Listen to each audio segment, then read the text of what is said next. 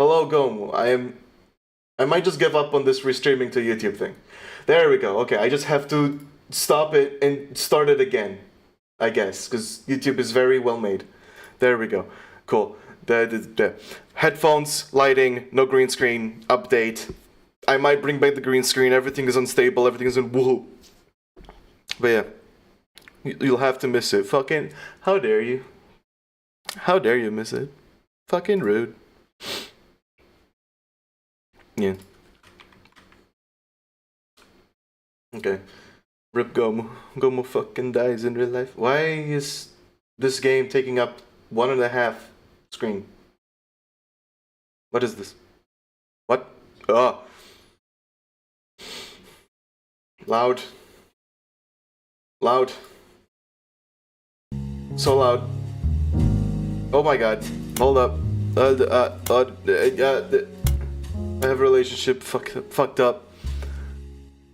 Oh right, it's Valentine's Day!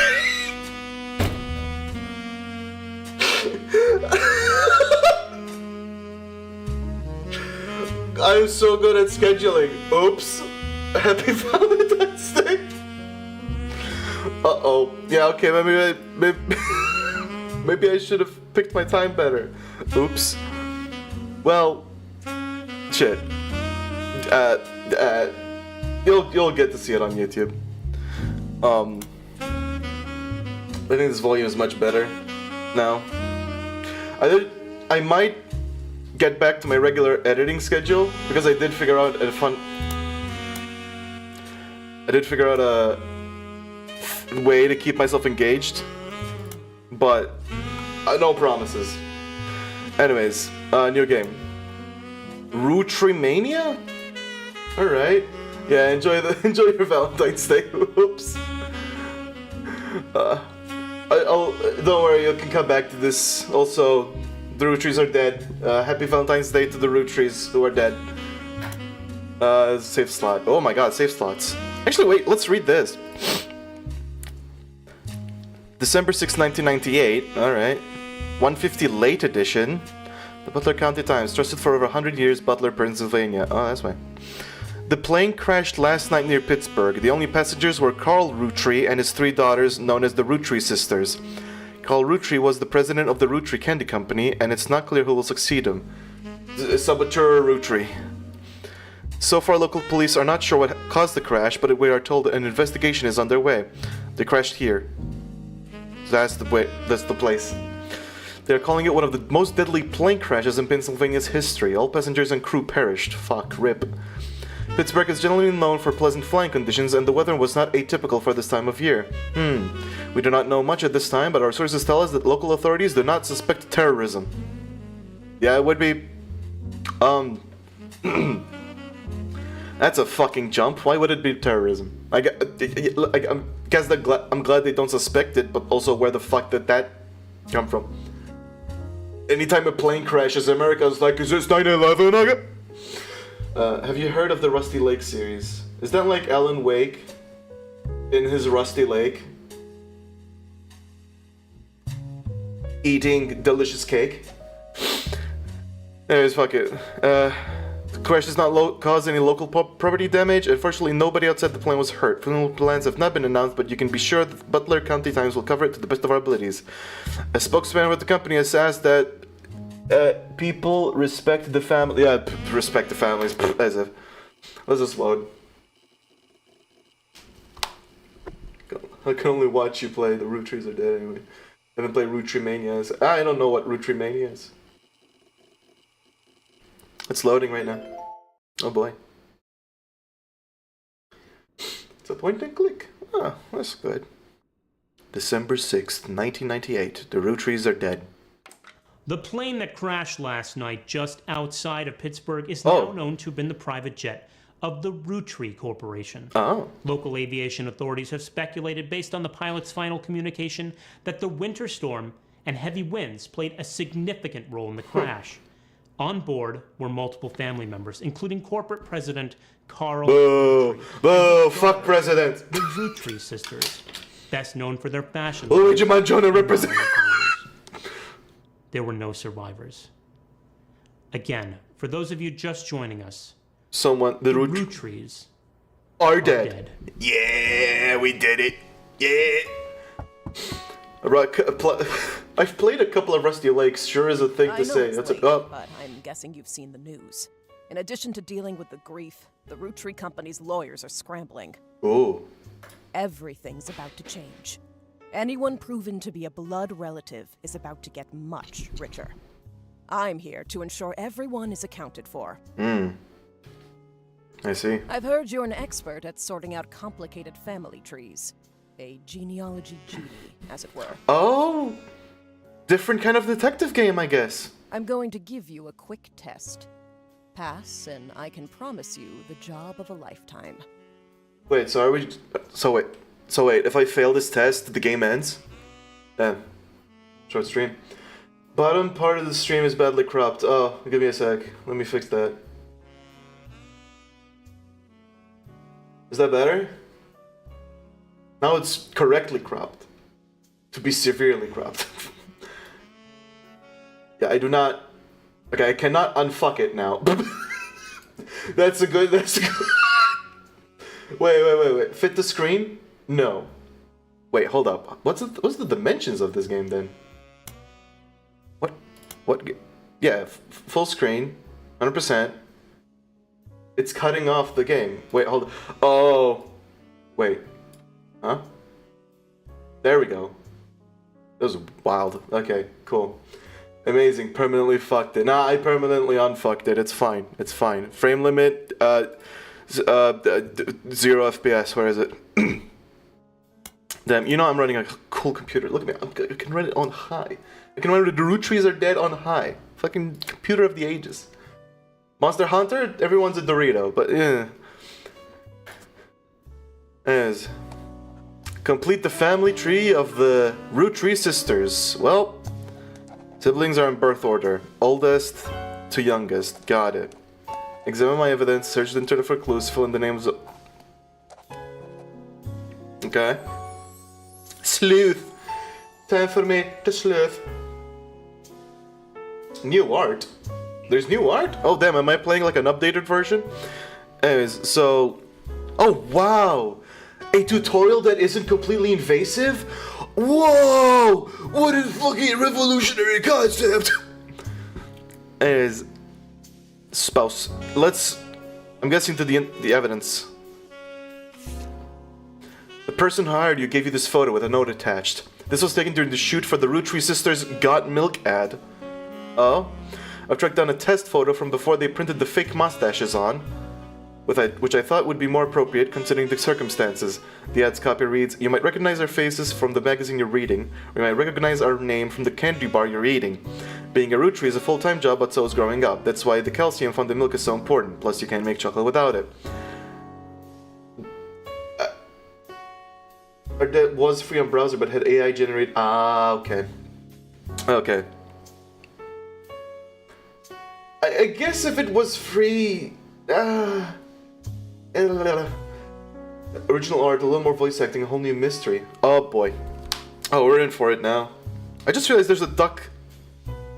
There's a duck in the bottom. Duck.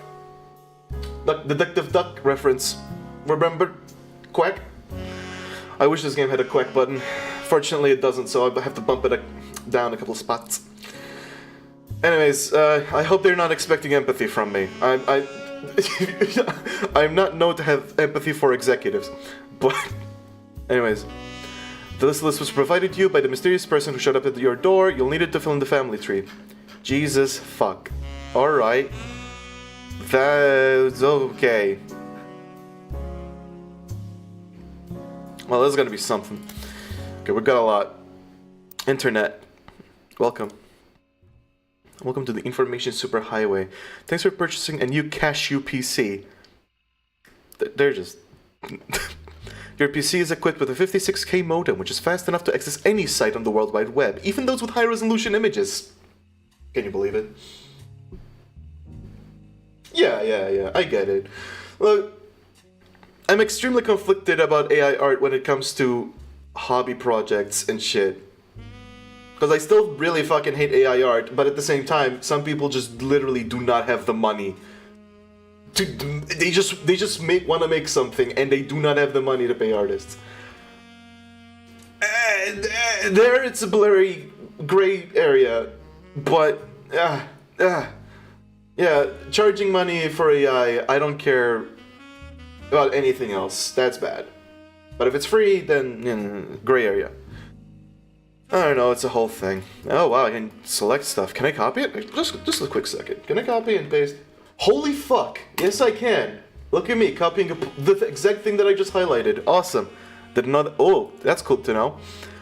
If you find anything interesting, be sure to print it out with your included high-end color laser printer, or burn a music CD to listen to later. Well, if you want to revisit a search result, be sure to use Netscrape's new history feature. Gray zone. Yeah. Happy surfing, and remember, cashew PCs are delicious.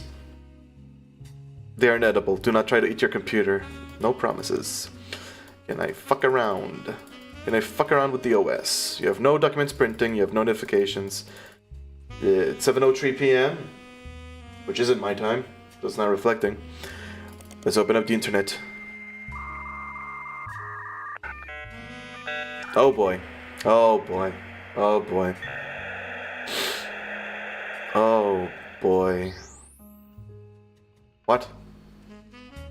Oh, now I'm connected. Okay.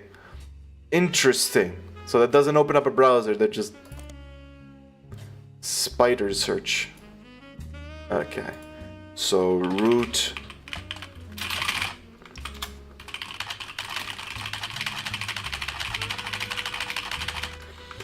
I like the keyboard noises. Gotta go. Good luck with your Valentine's. I'm gonna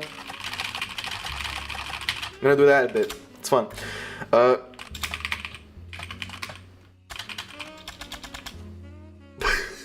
Okay, the keyboard noises are a bit crusty. It seems like they cut out a bit too early, but I actually like it. Search. First few pages are filled with news results about the plane crash. Fuck. Besides that, there are countless advertisements and most articles mention Carl Roottree, who was the president of the Roottrees Candy Company. His daughters are also eulogized, collectively referred to as the Roottrees sisters. Okay, so first Carl Roottree. Let's go to our family tree. This spouse is... Wait a sec. Wait, hold up. His daughters. Okay. It says spouse here, so I'm guessing... Alright. Roottrees sisters. There are a lot of obituaries that focus on the Roottrees sisters' modeling careers. You also come across an unofficial Roottrees fan site.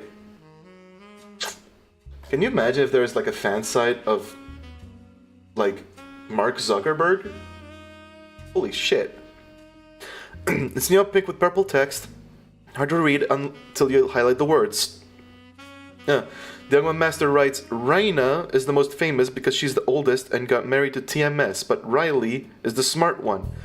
Raina is the most famous because she's the oldest. So Raina is the oldest. Got it. That's not difficult. So and Raina's married, I guess. Roottrees Raina. There you go. Got married to TMS. So currently, this is TMS. Too much. Who's TMS? Who the fuck would TMS be? Is there any TMS? You could probably search better to see a name. Maybe it doesn't unlock yet. Unknown field. Okay, so that's Roottrees Raina. Rose is a middle child like me, so Rose is in the middle. That's easy. What? There's nobody in the list with that name. Huh. And why do they all... Wait, hold up. Why do fucking all of them start off with RH? What is this? There's like a gimmick? Okay. Well, Riley is the smallest one by process of elimination, so Riley is there. But Rose isn't. Yeah, I can try typing Roottrees, but we had a problem. Yeah, Rose isn't... That's interesting. What the fuck? Okay. You might think they are rich just because they are models, but their dad is also the president of the candy company, and their mom, Brenda, is a fashion designer. I'm gonna... You know what? I'm gonna keep some notes open, actually. I'm gonna keep some notes open. Once my notepad unfucks itself. Okay, let me just unfuck it manually, because I think it's struggling. My computer is trying its best. Fortunately, its best is exploding. Okay. Well. Shit. Fuck. Okay. It opened up the wrong. God damn it. Okay. I swear to God, this notepad better open up. Jesus Christ. Should not be that slow. Games. The Roottrees Are Dead. Boom. Gotta keep it up. Keep that in mind. Okay. So, main family. We've got... Wait, shit. No. Okay. I have an idea, right? I have an idea. I'm gonna close the weird... Where the fuck? Oh, cool. Oh, boy. Okay. Let me... Okay. So here's what I'm gonna do. I'm gonna make my own makeshift board. So, we got Reina. We got Rose.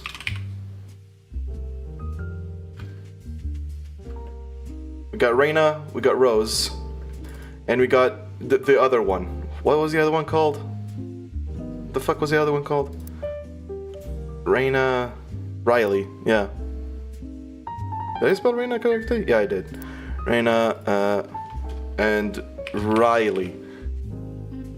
Ramballs. No, we do not have Ramballs. So we got these three. We can just do like that, and then we group these as root tree sisters. Boom. Now, for some reason, Rose is special. Rose doesn't appear. So Rose is a mystery. Actually, for mystery, let's use purple, because purple is a mysterious color. Let's make you orange, because you're spicy. Got it. Rain is married to someone called TMS. I don't know who TMS is, but she's married to them. So put that there. Married. So this one's also a mystery. Purple.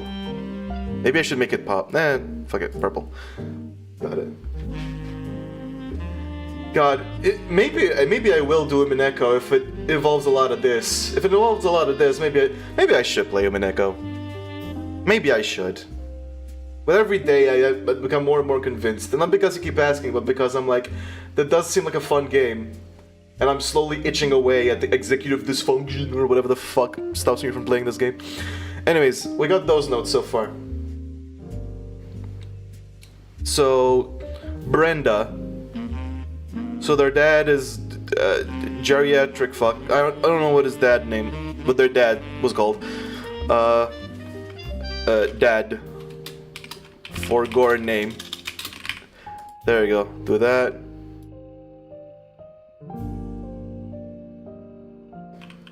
Dad. Got it. Let me just... Is there a back button? There is a back button. Carl Roottree. There we go. That's his name. Got it. So we got Carl Roottree. Boom. Got his name.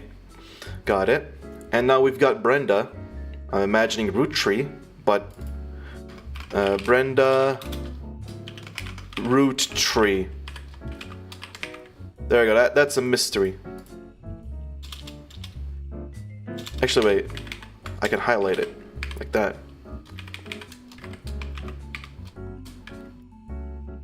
There we go. I will show them the notes on. Maybe this is going by a bit slowly, but I like to accumulate information. Even though I have a conspiracy board, I feel like there might be some things that I have to deduce on my own.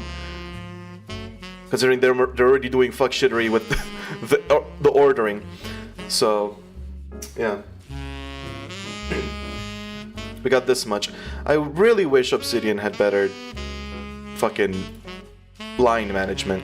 Maybe I should find a better thing to do notes like this. But anyways. That's what we got. Oh, wait, right. Forgot to mention. Carl Roottrees is the CEO. Got it. God damn it. There we go.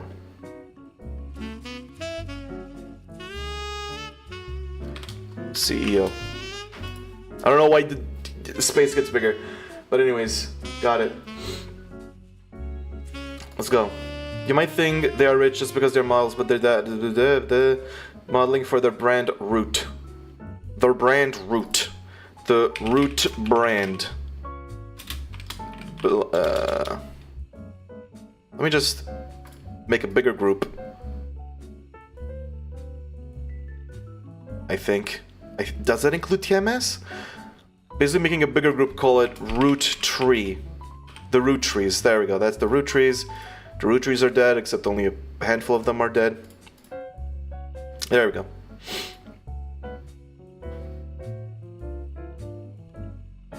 So we're getting somewhere. Owned by, got it.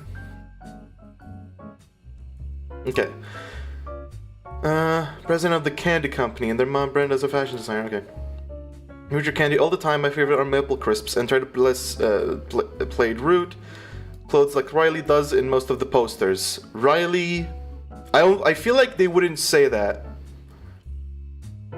if it didn't matter. So Riley.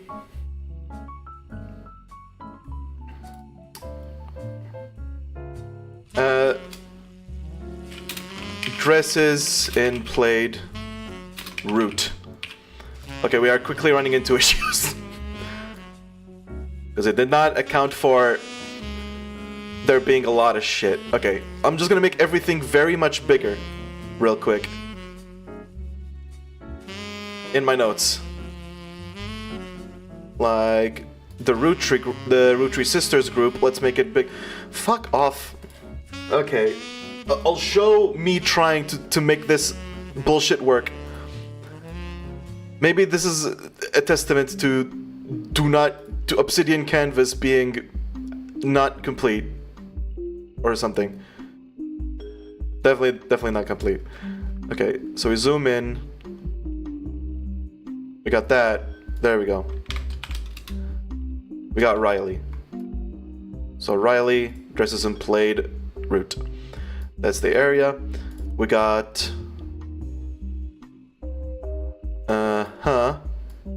got that. And that's Carl, CEO. Got it. And then Brenda. Brenda's a fashion designer. I should have taken a note of that. Probably taking too much time for the person who's hiring me, but like, you know. Yeah, do that. I'm not sure if she's a Roottree, because they only say Brenda. Maybe it's maybe there's an amicable divorce situation or something. But yeah, maybe mention how Raina is the smart one. I don't know if it goes that deep, but you know, fashion designer. Raina is this. Okay, so okay. Actually, you know what? Let's go into more detail. Let's go into more detail, actually. Yeah. Seems like a good idea. Raina is apparently the most famous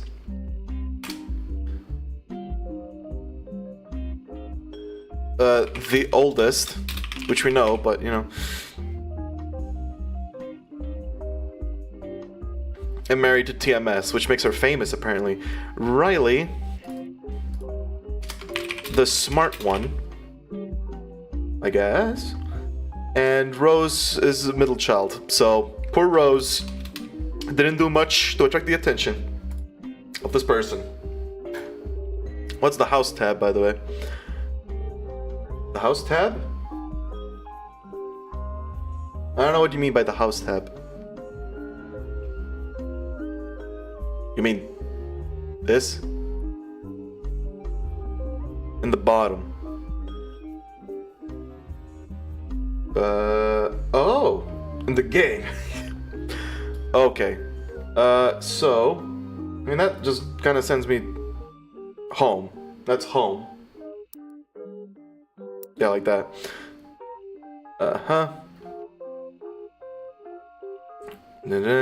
And Rose. Oh wait, Rose has pierced ears. Pierced ears. Got it. The website's author continues to talk about her own life and what she likes about the Root fashion lines, but none of it is relevant. Okay. So we go here. I'm gonna double check. So Rose, was Rose disowned? I don't know what happened. Not revealed from the beginning, which I feel like is an important note to take regarding Rose. Just feels like it. Okay. Let's just go and look up Rose then, just to see. Well, I can highlight stuff. Spider search. It's recommended to search for only one person. Oh, do I need to add Roottrees? Modern technology has its limits. Yeah. Rose Roottrees is not as popular as her older sister Reina, but still very well known. Most of the time they're lumped together as the Roottrees sisters. Unfortunately, the results for Rose by herself don't lead to anything different than when searching for the sisters together. Got it. But do I now have access to her name? Rose. I still don't know. What the fuck? Why can I not peg down the thing? And I still don't know who TMS is. Okay. Not really. This is... Okay. We're already running into weird issues. Oh shit, pressing the back button on the mouse works here too. TMS. Who's TMS? Is a common abbreviation for early 90s teen heartthrob Tommy Mark Sheridan. Okay. So that's who he is. Tommy Mark Sheridan. Right, I have to discover the name. Okay. His first credited role as Thomas. Maybe that's what I need to do. There we go. Got it. Sheridan Thomas. So Thomas is married to Reina.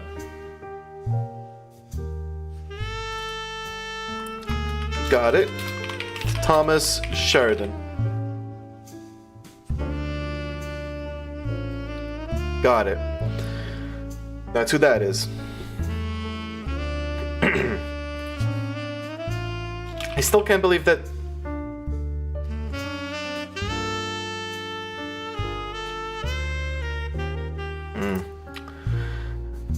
Skyrocketed to the popularity after was on a soap opera called Time Marches Onward. He skyrocketed to popularity after his starring role on the sitcom Brother Trouble. Okay.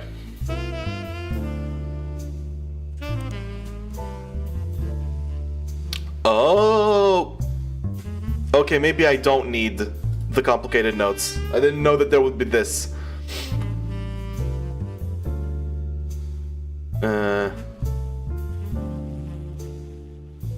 Okay. Brother Trouble. I'm just gonna...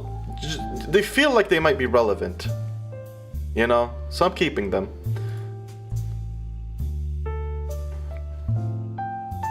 Tommy Mark Sheridan, got it.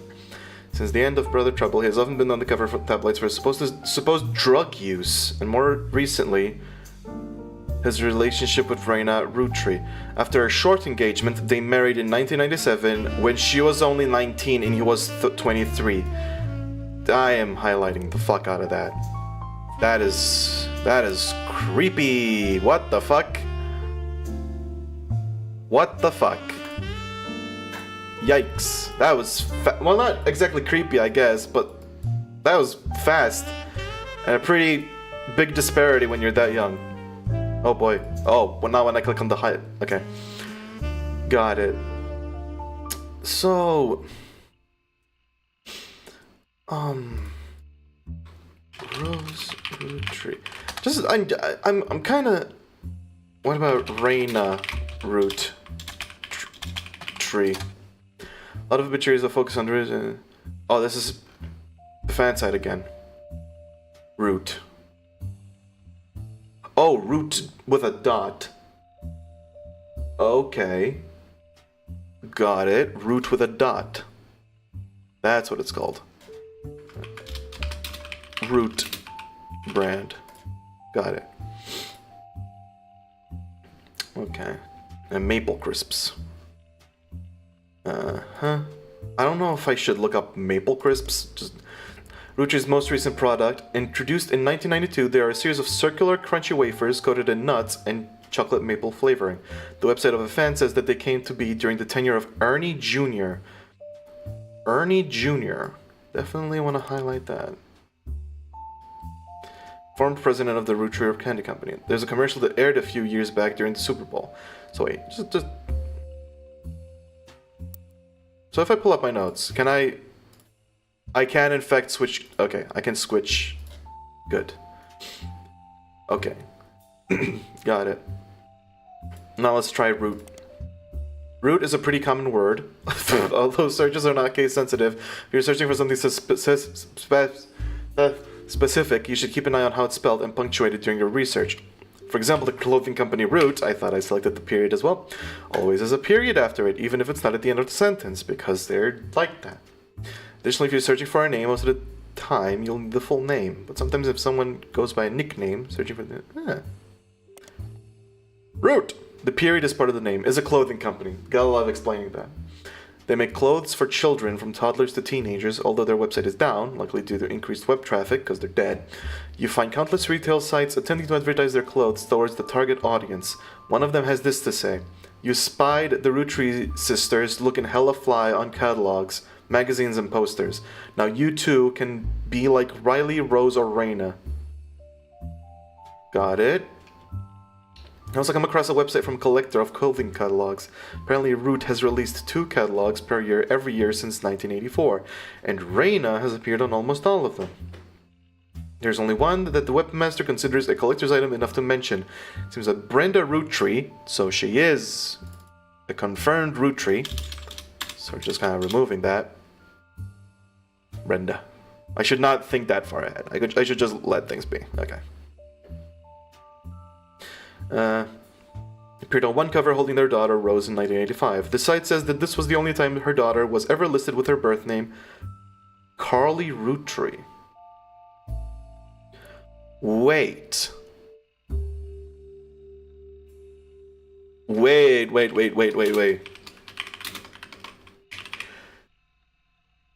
So it's Carly Rootree. Wait. So, hold up. When the fuck did she become Rose? Spider search. You discover a trivia page that lists common trick questions. The answer to what are the first names of the famous Rootree girls lists the answer Reyna, Carly, and Riley. Explanation below the answer states that Rose was originally born Carly Rose Rootree. Apparently her parents had planned to name a son Carl Rootree Jr., but after finding out they were having a second daughter, they called her Carly. Sometime in the early 90s, now a preteen, Carly strongly expressed her dislike that her sisters had RH names and she was the odd one out. That's when she began to go by her middle name. Got it. Okay. So, started going by Rose because she wanted RH names like her sisters. Got it. Got it. I'm gonna make the notes even bigger because I feel like we're running out of space very quick. Boy, this is one thing I'm learning. When you have to give a lot of information to people, it's very difficult to give them enough space from the get-go. Because you don't know how much you're gonna have to write. But this should be fine. Yeah, I made it extremely big. Just to show, the notes are currently like this. Your stream still says Tears of the Kingdom. Beers of the Kingdom. Wait, Tears of the Kingdom? It still says Tears of the Kingdom? The fuck? I changed it. What the fuck? I changed it. I literally Did I not change it? Did I forget to update it? Now it should be updated. Beers of the Kingdom. The bear. Yeah, okay, now it's updated. Got it. Cool. Whoops. Anyways, yeah, the notes look like this. They're zoomed out because I need to give them enough space. But yeah, okay, cool. Okay, so at least we got that part done. So it's Carly. Roottrees Carly. There we go. Unknown occupation. Now here's the thing, right? This is where I start running into issues. Unknown occupation.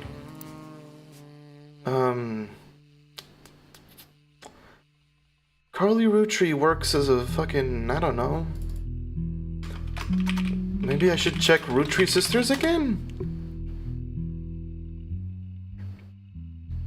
They are models. They are models. They do the modeling for her brand. They are models. Okay, yeah, I missed that. They are, in fact, models. They're all models. This might be wrong, but it literally called all of them models. So I'm guessing they are models. Model. Got it. On the photos. You don't have any portraits. Oh, click on faces on your evidence tab. Oh. Got it. Okay, so... Got it. Let me just keep track of the fact that they're models. Actually, wait, no, I can keep that in the game. I'm gonna put information that's not directly in the game, like noted in my conspiracy board. In my here, whatever. So yeah. Carly Rose had pierced ears. None of them. Wait. Is that a piercing? Is that a... No. Huh? No, okay, that's Carly. I mean, Rose. That's Rose. Got it. So that's Rose.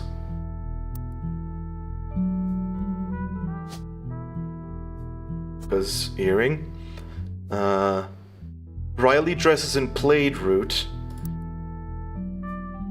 This is... Wait, this is plaid. This is plaid. I think. I'm pretty sure that's plaid. So, Riley dresses in plaid. And that by process of elimination. There we go. I did it. Nice. 0 out of 50 blood relatives. These 3 entries are correct and have been locked. You've also locked the following optional entry. Sheridan Thomas. Booyah. I'm smart. I'm smart as fuck. Sorry to test you, but I had to be sure you could use the internet. Some folks refuse to get with the times. Safe to say, you're hired. Hell yeah, baby. The reward for untangling the family tree is substantial. Life-changing, even. But here's the catch. I need to be correct. The root trees go way, way back.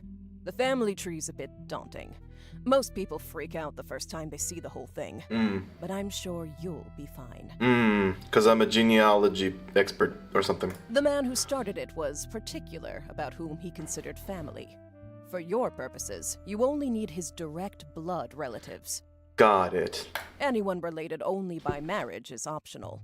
but filling them in can lead to useful discoveries. Okay, so I can...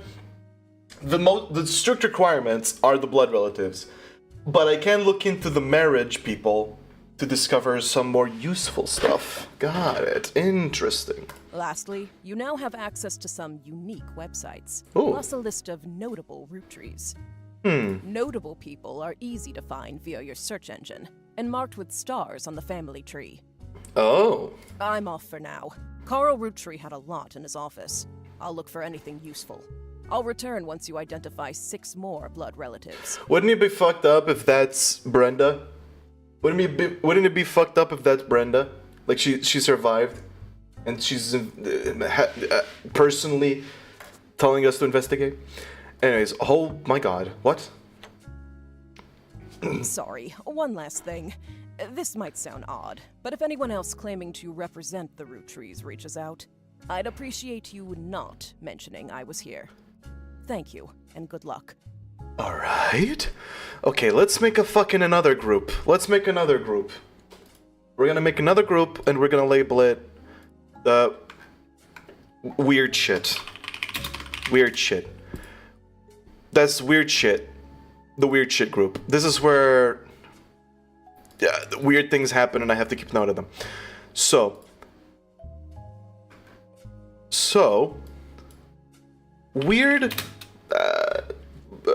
person hiring me to investigate told me not to tell any people claiming to represent the root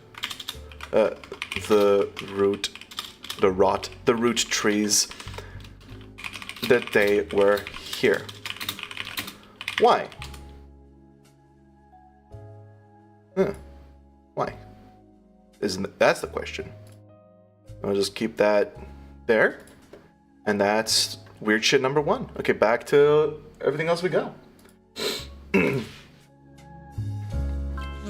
And... oh, shit. Oh, boy. Oh, fucking hell. Okay. We... do... 3 out of 9 before the person who hired you returns. Every time you get 3 additional blood relatives in the family tree completely correct, they will be locked in. All non-blood relatives and small portraits are optional, but placing them in the tree helps remove extra names and photos. That is convenient. Once you verify this person, you'll be able to add bonus photos. I need 3 more correct blood relatives before they will lock in. Interesting. Elias and Gwyneth. Wait, so I know... interesting. Gwyneth and Elias.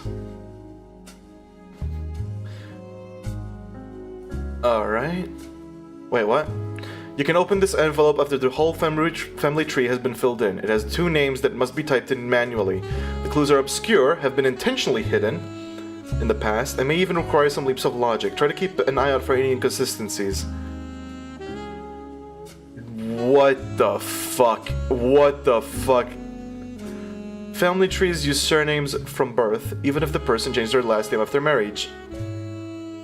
Okay, got it. Always use a person's most recent occupation. Got it. Oh, cool. Bye.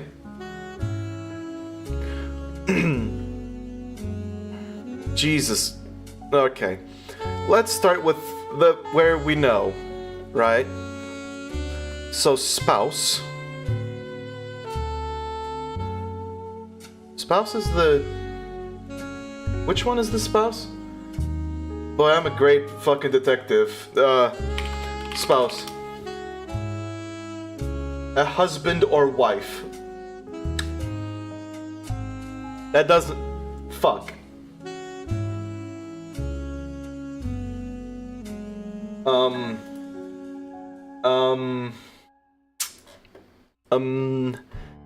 Yeah, oh god, this song.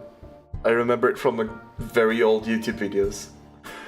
Okay. Not as a knock against the game, it's just funny to hear it again. I mean, one of them is Brenda. But which one is which? How the fuck am I supposed to... Wait. Carl. Hold up. I can look it up. Carl Roottree. Along with his wife Brenda Roottree. Well, my theory goes out the fucking window. Okay, Carl. He was president of the... there's a short release that released today. God damn it. Which he co-founded with his wife. There's a heavy-hearted one. There was Carl, Brendan, and the entire Roottree family and other employees. Oh God, okay.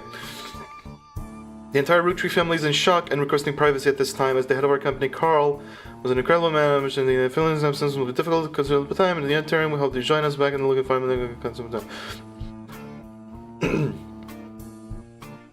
One of them seems relevant to your search, like his great-grandfather. Okay.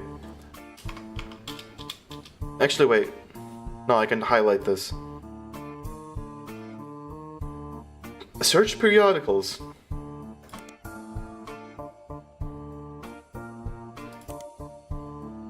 Of magazines and newspapers. Got it. Uh-huh. Can I move certain clues elsewhere? Because apparently I can have multiple pages, but I don't know how to move certain clues away into the other... Oh. Yeah, I don't know how to move. Oh, wait. No. That doesn't work. Got it. Okay, I have no idea.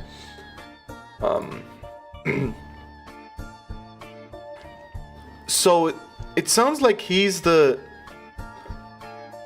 Like, the one who's born a Roottree. What about Brenda? Roottree. Stumble across an auction for a black and blue dress that's a Brenda White original. Brenda White? The auction describes it as a vintage dress from before Brenda became Brenda Roottree and started designing clothes for Root. So Brenda wasn't the original Roottree. The white and gold dress itself doesn't seem relevant to your search.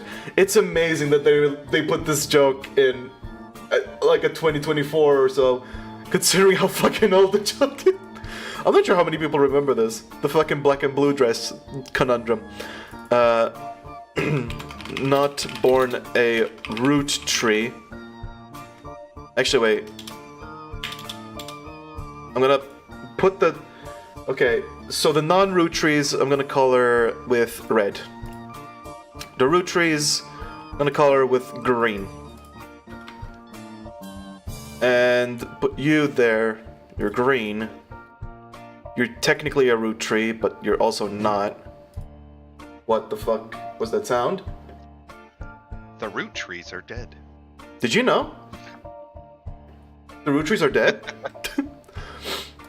I'm both amassing notes here and also in the game because I feel like I'm gonna miss something if I just depend on the game alone. So I'm...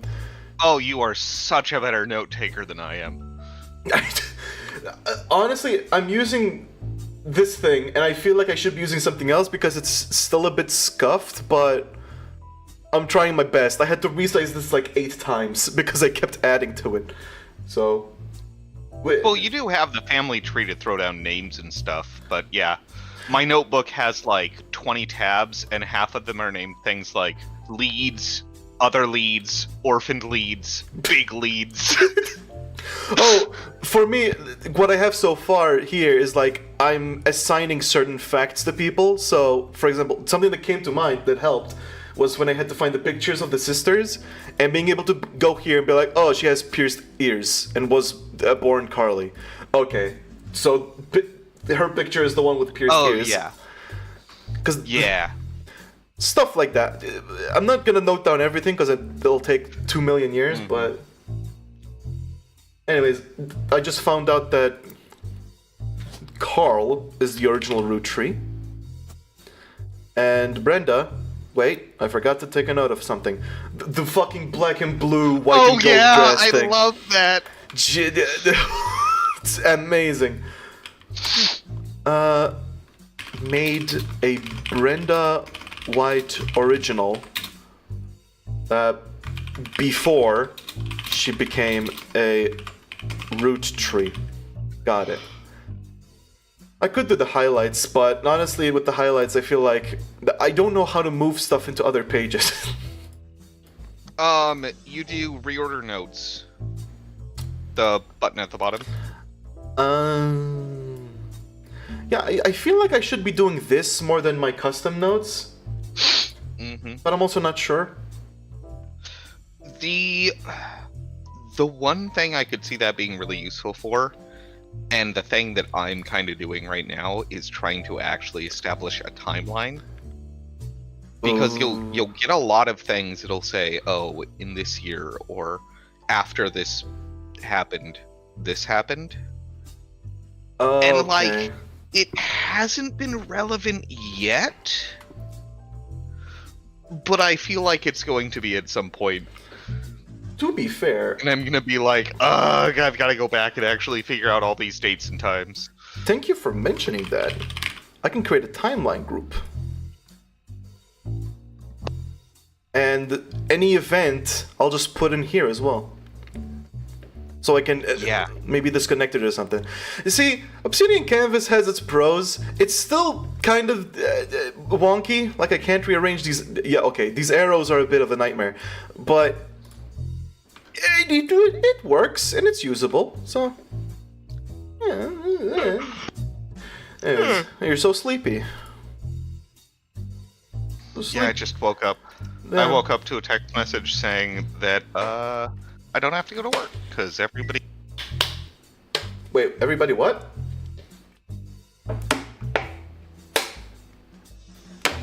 Also, I think I just heard Slack go off. Slack probably did go off because Cole just went silent. Okay. So, Carl Rootree, CEO. We know that he's a CEO. Don't know the picture. Then Brenda White, a Brenda White original, as I took a note of it. And as for photos, I need to find that from evidence, so... That's not Carl. 11? Learn about intuition? Intuition. You've been in this line of work a long time. So long, in fact, that you've developed a sixth sense for how useful your evidence can be. The numbers in the magnifying glass refer to how many clues are connected to a specific piece of evidence. The higher the number, the more there is to find. Oh. The start of your search, the notables list, sets off alarm bells. A list of famous people you could find via search engine. It's pretty rare to get something that useful, best take advantage of it. As you progress, these numbers will change. Whenever you find more evidence or lock in family members, new discoveries will be added to the list, and old evidence will become less useful. Trust your intuition. If a piece of evidence seems too good to be true, take a closer look at the people or phrases it mentions. Oh, they're gonna be fucking tricking me, I guess. Oh boy. The board is big. Well, the in-game board is big because we just unlocked the entire family tree. The real life, the out-of-game board is big because I keep adding stuff to it, and I want to stop adjusting everything. So, yeah.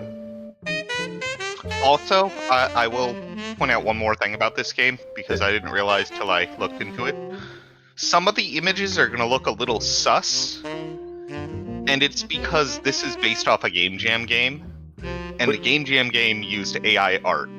And then in this release, he had an artist do all of the images, but some of them still have that, like... funk. It set off my AI spidey senses, right? Oh. Because that's what it was based on. But, okay. It's all been done by an actual artist that was paid and everything. So. Yeah, I heard that the AI stuff was in a free game, so at least, you know. Yeah. Most satisfying retracing a path you thought was fully explored under the new perspective. Interesting. Sometimes the reason certain evidence has such high value is because it can lead to finding more evidence. You may be missing a huge piece of the puzzle. How in the fuck is some goddamn candy? before I finished my sentence, I just realized there's 5 flavors because the original inventor had 5 kids.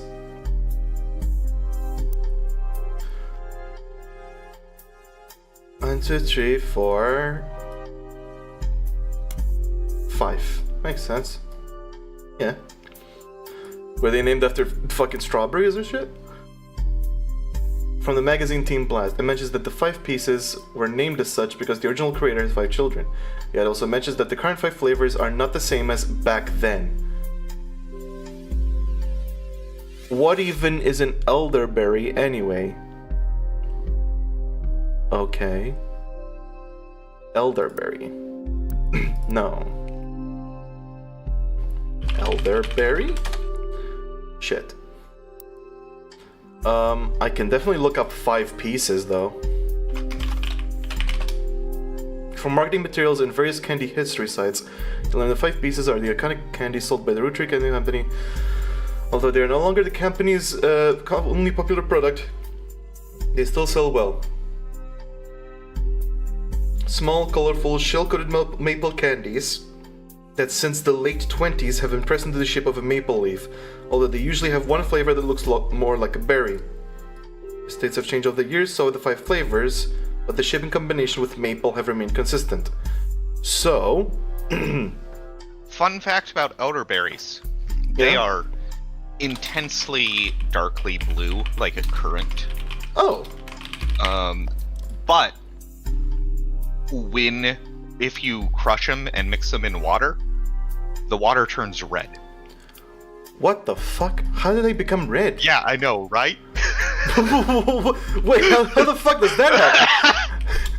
That reminds me of like the chemistry. myth. I don't know. That reminds me of like the myth about blood, except it's real. That's fucking wild. Okay. So we have 5 pieces, and I'm taking some notes. Okay, so we've got 5 pieces. Shape of a maple leaf since the 20s.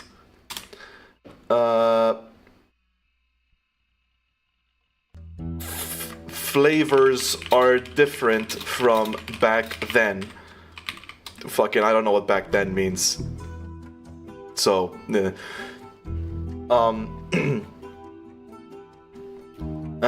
wait. One flavor looks more like a berry. Got it. Got it. Okay. There's also a history of print advertising website that claims to have a 5 pieces advertisement scanned from a book called The Sweet History of Candy Volume 2 by Charles Lee. 5-piece advertisement.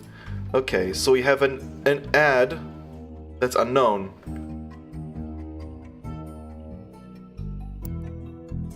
Is it this one? It's not that one because it's unknown. Scanned from a book. So there was a book called The Sweet History of Candy Volume 2 that had an ad in it. For some reason. Okay, The Sweet History of Candy by Charles Lee. I forgot the Volume 2. Got it.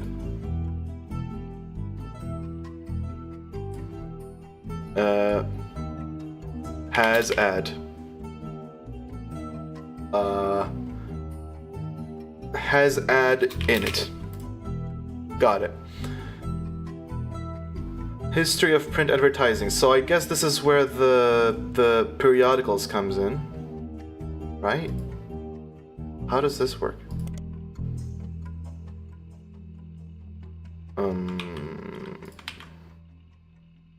5 pieces.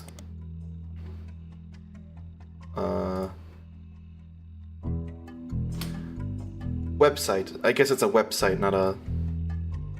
So I should probably... Okay. I don't know why it didn't pop up the search that time. Spider search. Fuck. Okay. What about... this? Got it. Nothing. Charles Lee. Got it. Wait, what was that tip that showed up? Why does this sometimes not work? I don't know. Search for only one person or... Okay, that's why. So this is kind of a dead end. Okay, what about Roottrees Candy Company? Mixed in with the recent news of the plane crash, there are a lot of results for Roottrees' extremely popular candy products.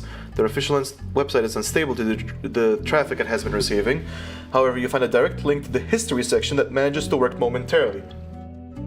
Nice. Willy Wonka isn't a Roottrees, so I don't know what you're talking about. The Roottrees Candy Company was founded by Elias Roottree. Got it. Let's keep a note for Elias Roottree. Or just Elias, because everyone's a fucking Roottree.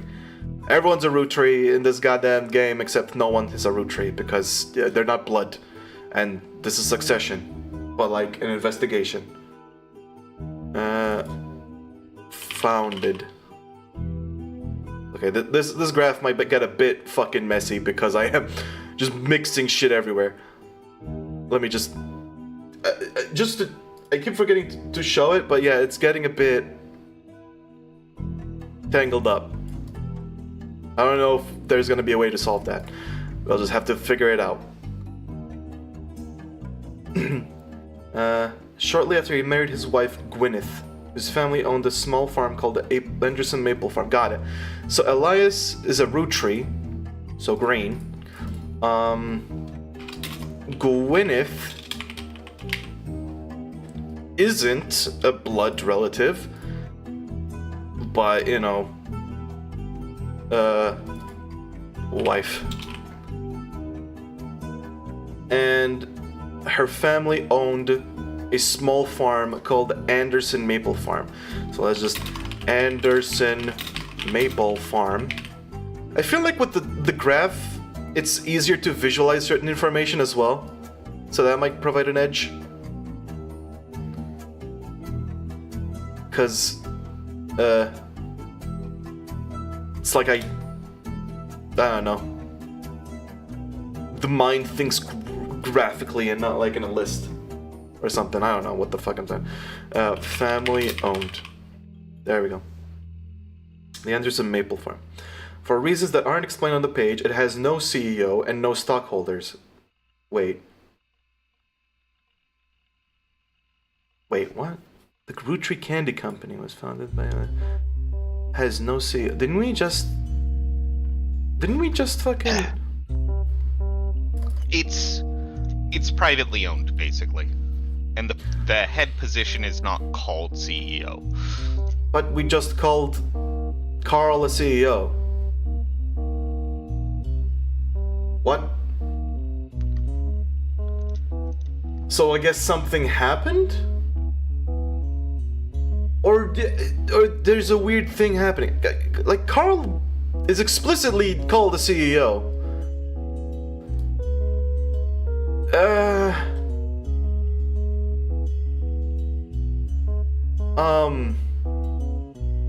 Okay, I guess I'll take a note of it. So the Roottrees Candy Company has no CEO, despite Carl being a CEO. I don't know. Okay. I don't know what the fuck. It's run by a president with input and votes. I guess because president isn't an official thing? I don't fucking know. With input and votes from the extended family. The site does mention that every president has been a direct descendant of Elias and Gwyneth, including Carl Roottree, who despite his death is listed as the current president. Probably takes them a while to change that shit. The product that put them on the map were 5 pieces, maple candies with 5 different flavors that are dipped in a crispy, crackly candy coating. Since then, they have branched out to countless other products, all of which incorporate maple in some way. So this candy was pretty vital. Invented, very popular. Got it. Their sister company is simply titled Root, specializes in children's clothing. Yes, got it. Okay, so Elias Roottrees shortly out of his marriage was Gwyneth. Except, okay. So this one's labeled Elias, but when I look up Elias... Oh, there we go. There's a million Eliases, because that's the Elias. Founder? President? First president. Right. Seems right. And this one, Gwyneth. There's two Gwyneths. Okay, let's look up Gwyneth. Gwyneth, Roottrees. You find some information on the website. Printing Elias Old. Oh, we just printed an image. Okay. You find some information on the website for the first Anderson maple farm. There are a few pictures, including a famous picture of Elias and Gwyneth. Photo was added to our evidence. Nice. Before marrying Elias, Gwyneth Roottrees was Gwyneth Anderson. Okay.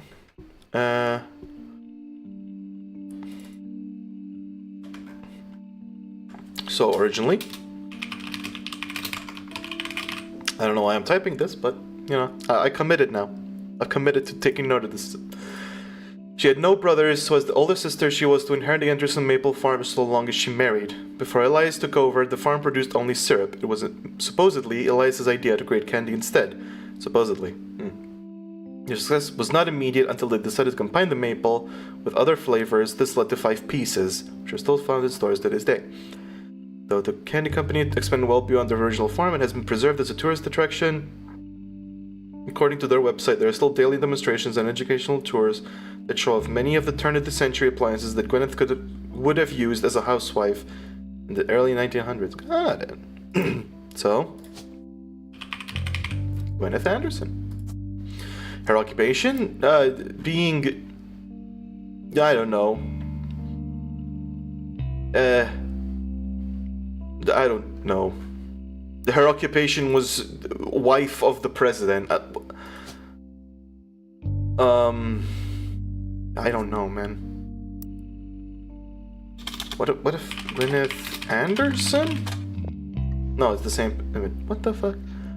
What was her thing?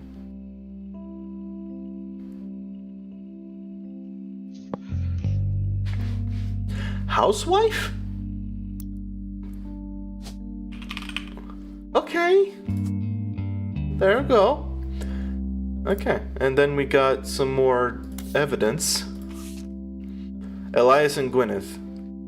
Famous picture of Elias and Gwyneth Roottrees was taken in 1909. They founded the Roottrees Candy Company, but before it was a success. From what you found searching the internet, it seems quite difficult to find any site about Elias or Gwyneth that isn't accompanied by this picture. Elias and Gwyneth are on the notable Roottrees list in your evidence. Obviously, because they are the first people in the goddamn family tree. So, yeah. Well, just a couple of photos of them. What? Oh.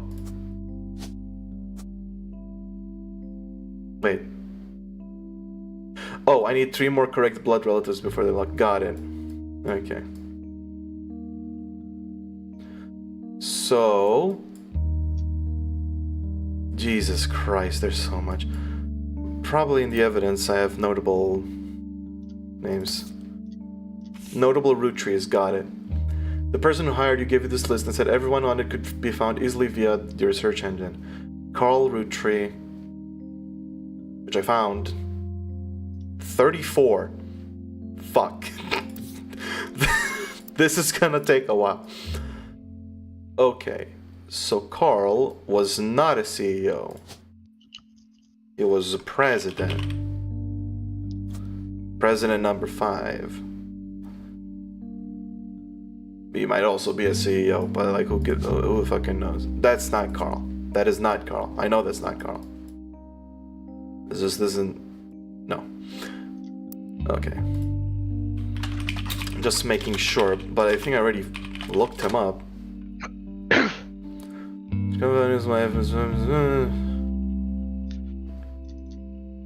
It did say president. I don't know what the hell I was reading. Whoops. Root, which co-founded Carl Brenda Roottrees Watchman of the Year title. What's Watchman of the Year?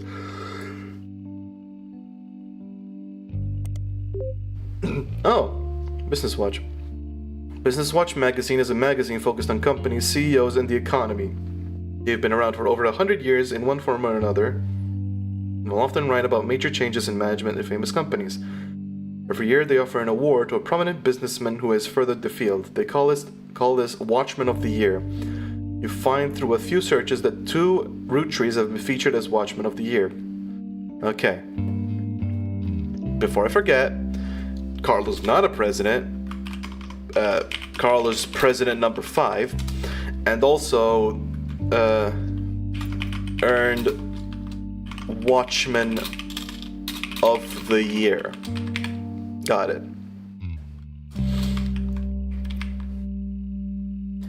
And so did Elias, who's somewhere. God damn it. There we go. Elias, my boy.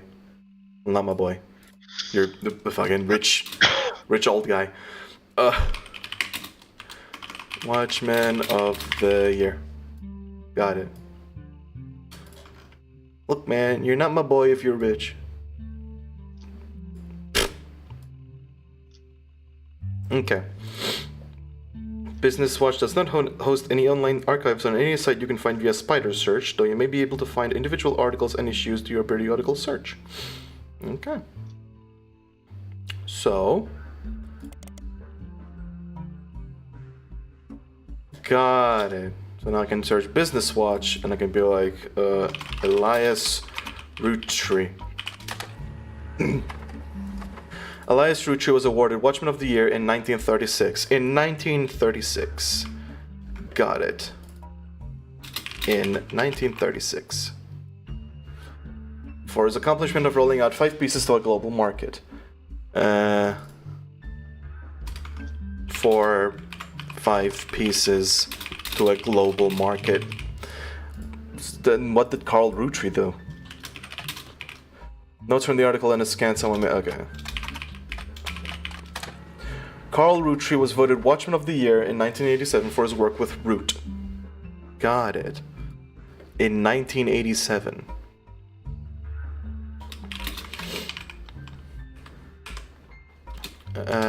For his work with Root. Got it. Oh boy. So that's the 2 of them, but I think I have an image of him now. There he is. Carl Roottree was voted Watchman of the Year in 1987, and a photo of him appears on the cover. According to the cover, Business Watch is the magazine for and about corporate leaders, and has ongoing coverage of who's who in the corporate world. Carl was chosen not for his work at Roottree Candy, but rather a clothing company, Root. Here's a brief history. Before they married, Carl's wife Brenda was a fashion consultant. When Raina was born, Brenda retired to become a stay-at-home mother. Looking for a creative outlet, she spent any free time she had at the sewing machine. Raina's new clothes were a hit with other parents. She made clothes for Raina. Including Carl's cousin, Jim Roottree. So Carl has a cousin called Jim. Jim. Just Jim. Cousin. Notable singer who had a young daughter around the same age as Raina. Word spread. By 1982, Brenda's patterns were being copied by other brands. Seeing the demand, Carl has his second cousin, Ernie Jr. Ernie Jr. So there's an Ernie somewhere. I don't know where. But yeah. So we got an Ernie Jr. An Ernie Jr. in 1982? Fucking...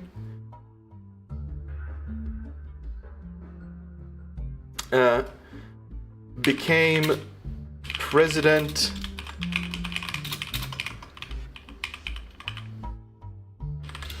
Became president of Roottree around 1982. Wait, was Carl not the last president? Grabs life by the roots. Oh my fucking god. Spearheaded root. That's his face. Uh-huh. That's an old photo of the guy. Elias Roottrees was voted Watchman of the Year by Business Watch in 1936, and a painting of him appears on the cover. Oh, it's a painting. The magazine says he was voted Watchman of the Year specifically to recognize the global rollout of 5 pieces. It said the article is a timeline of 5 pieces. 1908. Okay. So this is where the timeline comes into play. 1908. I'm making that the header of this note.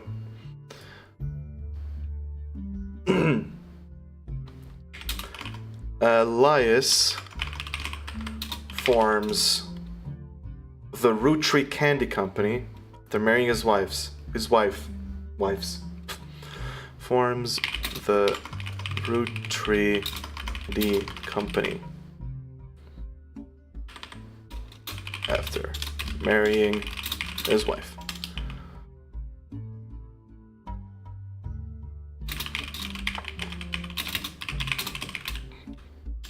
During the period before 5 pieces, the company was barely profitable. Makes sense. Okay. So that's 1908. Then comes 1909. Got it. Thank you, Cole, for the information about timelines. Elias has a daughter, the first of 5 children.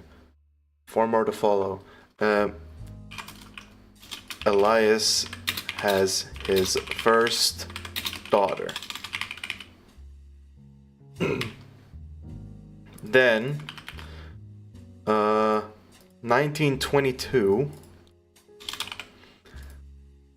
Elias invents 5 pieces. Got it. So he invents 5 pieces. Each of the flavors is chosen based on the initials of his 5 children, 1 flavor per child. Aha! Each flavor is chosen based on the initials of his 5 children, 1 per child. That's interesting. Okay, I can use that. In 1924, yes, what did Elias do? 5 pieces are first sold in some Pittsburgh markets, so it took 2 years for them to sell it to Pittsburgh. 5 pieces first sold in Pittsburgh. And then 1926, rolled out to all of New England, which I think is what he got the Watchman of the Year. No, that was 10 years before. Okay, never mind. Rolled out to all of New England. And then 1928. 1928.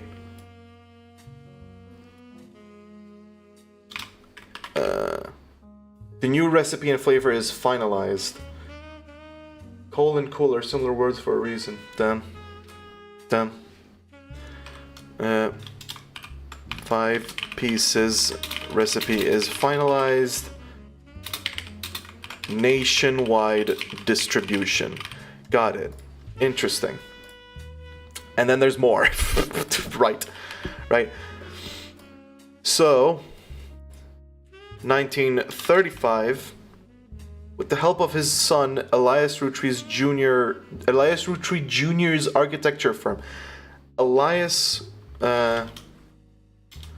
with the help of Elias Roottrees Jr.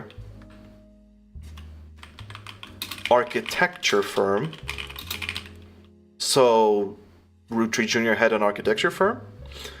A new factory warehouse built in Butler County, which I think is also where they died. So interesting. I think I saw that on the newspaper at least. 1936. 36. Production is tripled. Production... candy production triples. And worldwide distribution begins. There's also a What's Next section that claims that ENBYSS is going to pivot to ensuring his company's legacy, and that the Roottrees Candy Company remains a family business. He plans to do this with the Clancid Trust. Alright, what the fuck is that?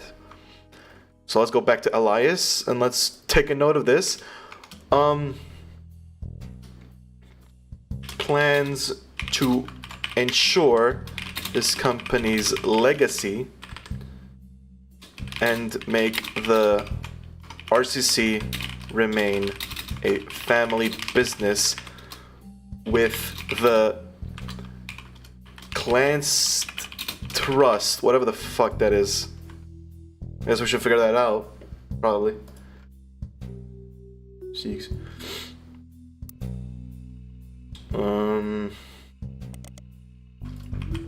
Clans Trust? The Clancid Trust is a highly unusual corporate arrangement named after Clancy Edward Roottree. Highly unusual corporate arrangement. Okay, I don't know where to put this in the notes. Where do I put this in the notes? Because it's not a Roottree. Fuck it. Let's put it in a random place. We'll figure it out later. The Clancid Trust. It's a weird thing that was invented or something. Named after Clancy Edward Roottree, who I don't know if that's a notable name or something. Elias's son. So we know that one of his sons is Clancy. We don't know the order, but yeah. Radical sex. Oh boy. Oh boy. Due to its unique nature, it's often brought up in online discussions about financial matters and inheritance as an oddity. Oh, speaking of posture check, this chair, I got a new chair. It helps me a lot with posture. Previous chair was... Yeah. Because the previous chair, the back support broke, so I couldn't lay on it without falling. This one... I just decided to pick the one with the most ergonomic shit on it. That wasn't priced horrendously. So this is an adjustable backrest and a fucking pillow and arms and shit, so I can adjust it however the fuck I want. And also its cushion doesn't suck. I probably shouldn't say this on somewhere being recorded, but I'm still using a $600 office chair that I stole from my previous job. Not stole, but they were gonna throw it out and replace it, and I'm like, I'll take it. I mean, look, you can worry about it, but who the fuck is gonna steal a second-hand office chair stolen from a company? Fair. There's better things to rob. Let's just... Yeah. Oh, I shouldn't be saying this online, but I bought a $3 Big Mac. Oh. Yeah. Well, it is, it looked like it was gonna break for a bit. Turns out it was just missing a screw. And so I looked up getting a new one, and yeah, getting a new one would be $680. The screw? No, a new chair. Oh. So Yeah. a new chair would cost that much, and your hunk of junk with a missing screw costs... Price? Goose egg. Exactly. Oh, I can't wait to steal your chair and sell it on eBay for 5 cents. Okay. So Clancy Edward, it was Elias's son, Roottrees Candy Company, and the Roottrees Candy Company's head lawyer at the time. Okay, I should probably make an entry for Clancy. I completely forgot to do that. Got it. Son.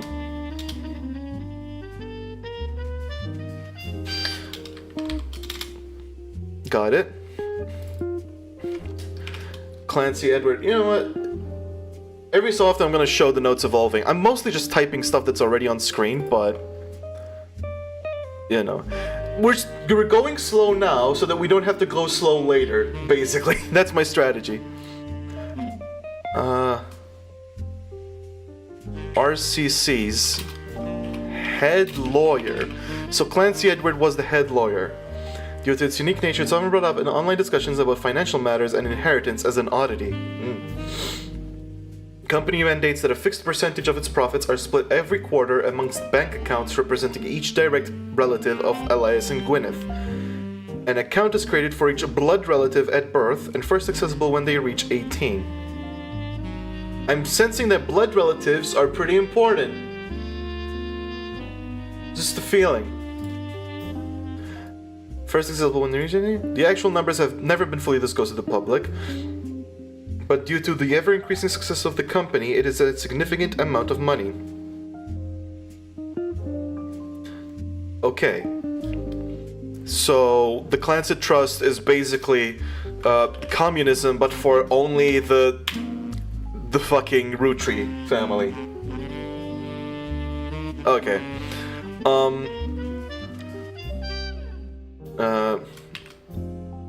Fixed percentage of profits are split amongst all direct relatives of Elias and Gwyneth.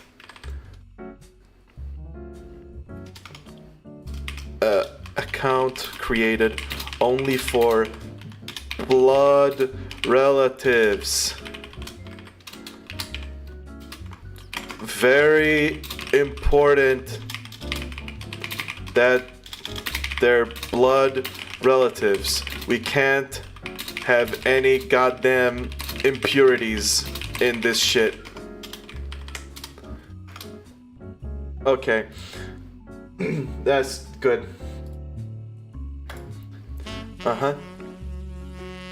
Concept is known for being essentially impossible to get around due to the many checks and balances written into it. Still, there have been a few situations in which the family members have tried to forcibly remove another member from the trust. Whoa. Damn. Most details online are pretty vague since the matters are handled internally. That makes sense. Also, I think I am removing the groups, because I think the groups are limiting me too much. We'll just do that shit later. But yeah. So Clancy Edward is exactly the son of Elias, so definitely a blood relative.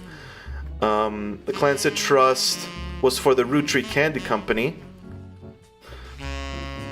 And applies to. Got it. The only information you discover is from a university law school, which apparently had a guest lecturer talk about the Roottrees versus RR. Oh shit. RR, huh? I'm gonna remove the joke. Actually, no, I'm not gonna remove it. I'm gonna keep it. Some family members tried to forcibly remove another member, but it has many checks and balances.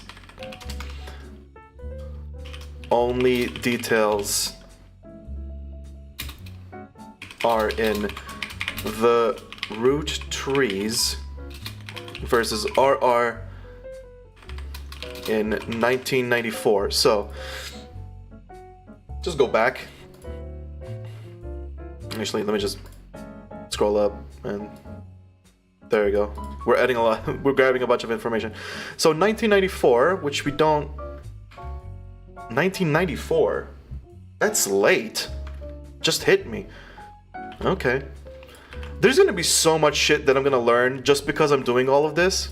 So I can't wait to see if this works or if it's a giant waste of time. The Roottrees versus RR is... Fuck, wait, I should zoom in so that it's readable. Is talked about by a guest lecturer. Got it. What is this? While looking into the Clansett Trust, you often find mentions to the 5-piece guarantee, which went into effect at the same time. The 5-piece guarantee? The fuck? There's so many things. This.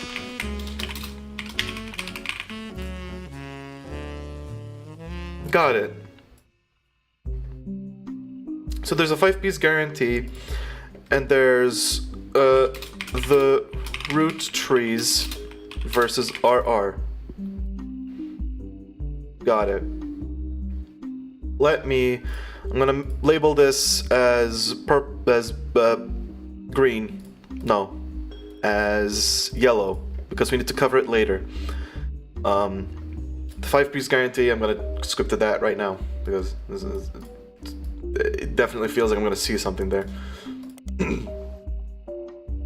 The 5-piece guarantee I should probably close the window. Oh. The 5-piece guarantee in combination with the Clansett Trust was Elias Roottree's attempt to ensure that the Roottree Candy Company would remain a family business for eternity. So that's what it is.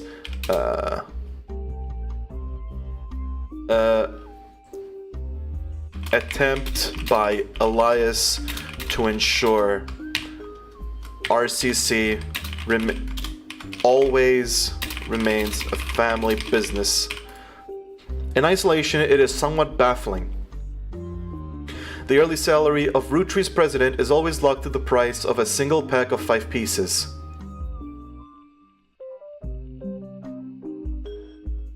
What? Huh? Huh? Oh. Okay. Yearly salary of president always locked to price of single pack of 5 pieces. Originally 25 cents, now $4. So wait, a single pack costs $4? Have you ever bought like $4 candy? Wait a second. This is supposed to take place in 1998. Yeah. Yeah. What? Okay. Fucking inflation calculator. Let's go. What the fuck do you mean? $4 in 1998. Okay. Inflation calculator. Find US dollar value as I don't know. Man. If in 1998 I purchased. Is it 98? It's on the computer. Yeah, 1998. Okay. Then in 2025, it would cost $8. Jeez. Have you ever bought $8 candy? Regularly, but it was a 5-pound bag of Swedish fish. Okay, a regular amount of candy. Fucking. Oh yeah, no, I definitely did that. It was just a gallon of chocolate milk. What fucking candy is this? What? How the fuck are they $8? Yeah. This is like premium ass candy. Oh, you know what this is? What? This is like real maple syrup health food candy. Oh. This is the shit that's sold at Whole Foods. Right, organic maple candy that will align all your 5 chakras. Those are the 5 pieces. Some fucking bullshit. Bro, man, now I have even less empathy. Maybe I'm glad that they died in an airplane accident. Have fun in the sequel to The Roottrees Are Dead. The Roottrees are frauds. Yeah, exactly. That's what we're trying to discover here. Not like anything to do with blood relatives. By the way, I thought I was supposed to solve their murder or something originally. I didn't expect to be solving a blood relative tree. I'm wondering where this is going. Especially because this fucking thing, like, what the fuck is this? All the legwork of the True Crime Podcast without any of the crime. Yeah, or any of the exploitation. Because let's be real, 90% of True Crime podcasts are ethically dubious. at best. Oh, yeah. Yeah. Some are respectful. Most are not. Most are like, dear Cindy Changlesmith was totally butchered by her husband. Sponsored by NordVPN.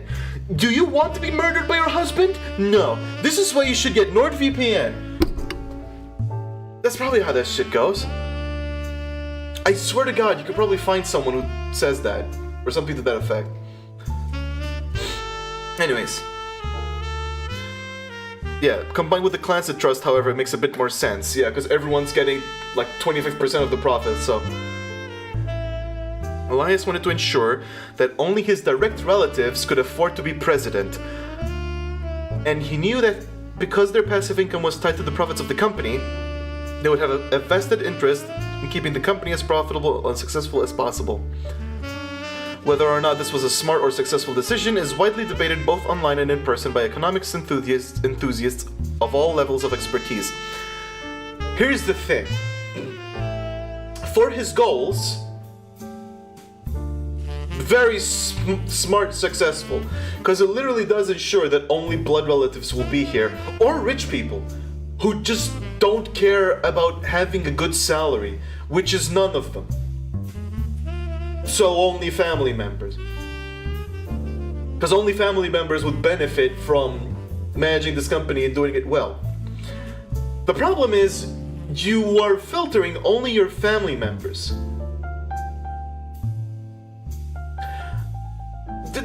I heard there was a TV show about someone trying to make their family members lead a business and they do a complete shit fuck-ass job. Called Succession or something. It's almost like being a family member does not automatically entitle you to like vast amounts of skill. Who would have thought? It's almost like that's why royalty, monarchies were kind of failures to begin with. Anyways. Okay, so yeah, I guess it makes sense. Didn't learn much. Now I know that it's a guarantee, so I guess let's go back and look up the Roottrees versus RR. George? From Game of Thrones? You find very few details about this particular incident with regards to the Clansett Trust. A student that attended the lecture about it wrote the following on a legal oddities website. From what you can tell, RR attempted unsuccessfully to remove a fellow family member from the trust. Okay, so RR wanted, tried to remove a family member from the trust. So this one is related to the Clansett Trust. Let's do that. Related. Gonna turn on the notes again. Finally remove a family member from the trust. It was said that RR attempted two arguments. The person in question was born out of wedlock. The person was born out of wedlock. Second, they committed a significant crime against a family member. Okay, maybe RR has a point. I want to remove this person from the trust because they fucking just killed my family member. And also weren't born in marriage. That's significantly less important. The person committed a significant crime against a fellow family member. Got it.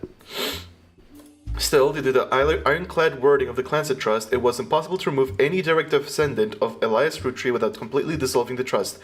There is no additional information online. Interesting. Interesting. I'm gonna take a note that the lecture happened in lecture happened in 1994.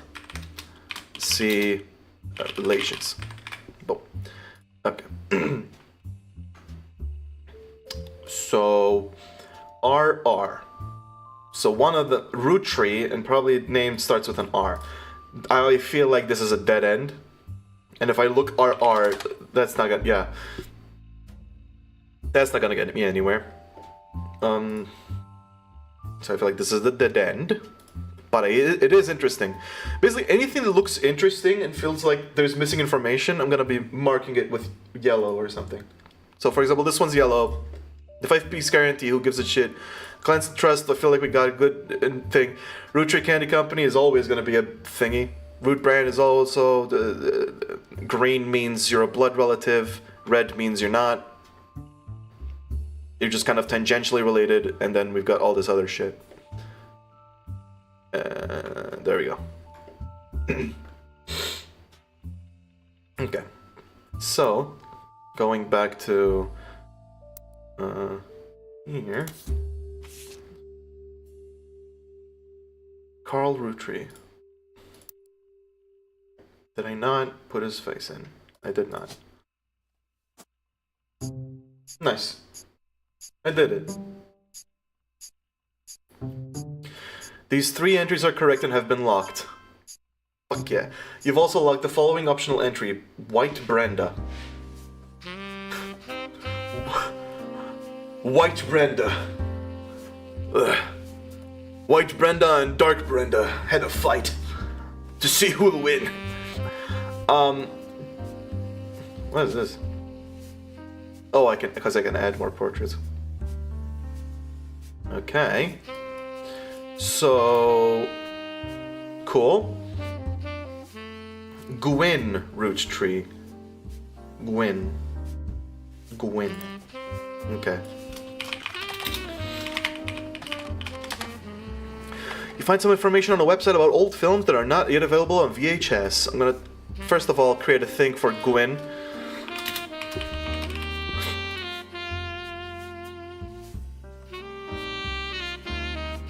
The site is not very well organized and the search is broken, but you can get to individual pages from your search engine.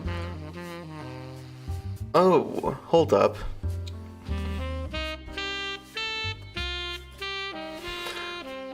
Some info is on a website about old films that are not yet available on VHS.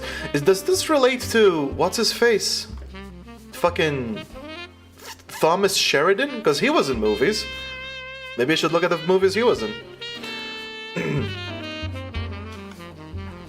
Search is broken. Entries available from search engine. Is a somewhat well-known actress who was active in the 1950s. Actress active in the 1950s. I don't know if I should even take note of the 1950s, because that's not a specific year. It's not really going to help me much. She often appeared in tabloids, especially around the time of her highly publicized divorce. Okay, well, okay. Had a highly publicized divorce. Damn. Poor Gwyn. Her biggest role was the minor hit movie Guys Like Us. Biggest role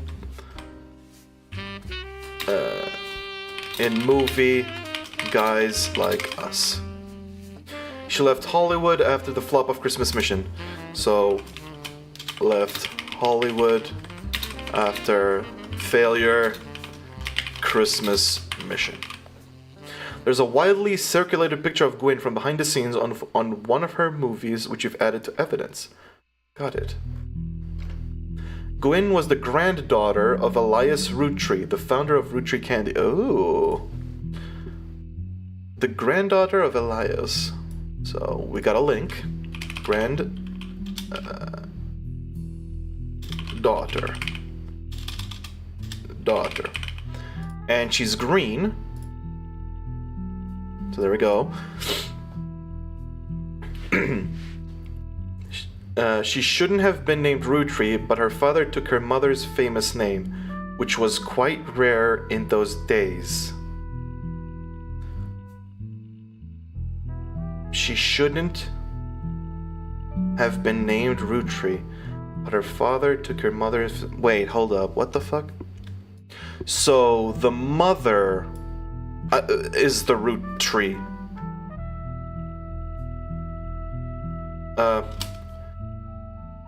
Mother was a root tree. Father decided to take her mother's surname. Got it. So that doesn't help a lot. Maybe I can look up the movie. Yeah, let's look up these movies. Guys Like Us. Search. You find some information on a website about old films that are not. Yeah. Guys Like Us is a 1953 film in which two secretaries cut their hair short and pose as businessmen to get ahead in life until one of them falls in love with their client and hilarity ensues. I can't believe I'm doing this. Let's have an entry for Guys Like Us. A fucking movie. Boy, I'm not helping the confusion. 1953 film.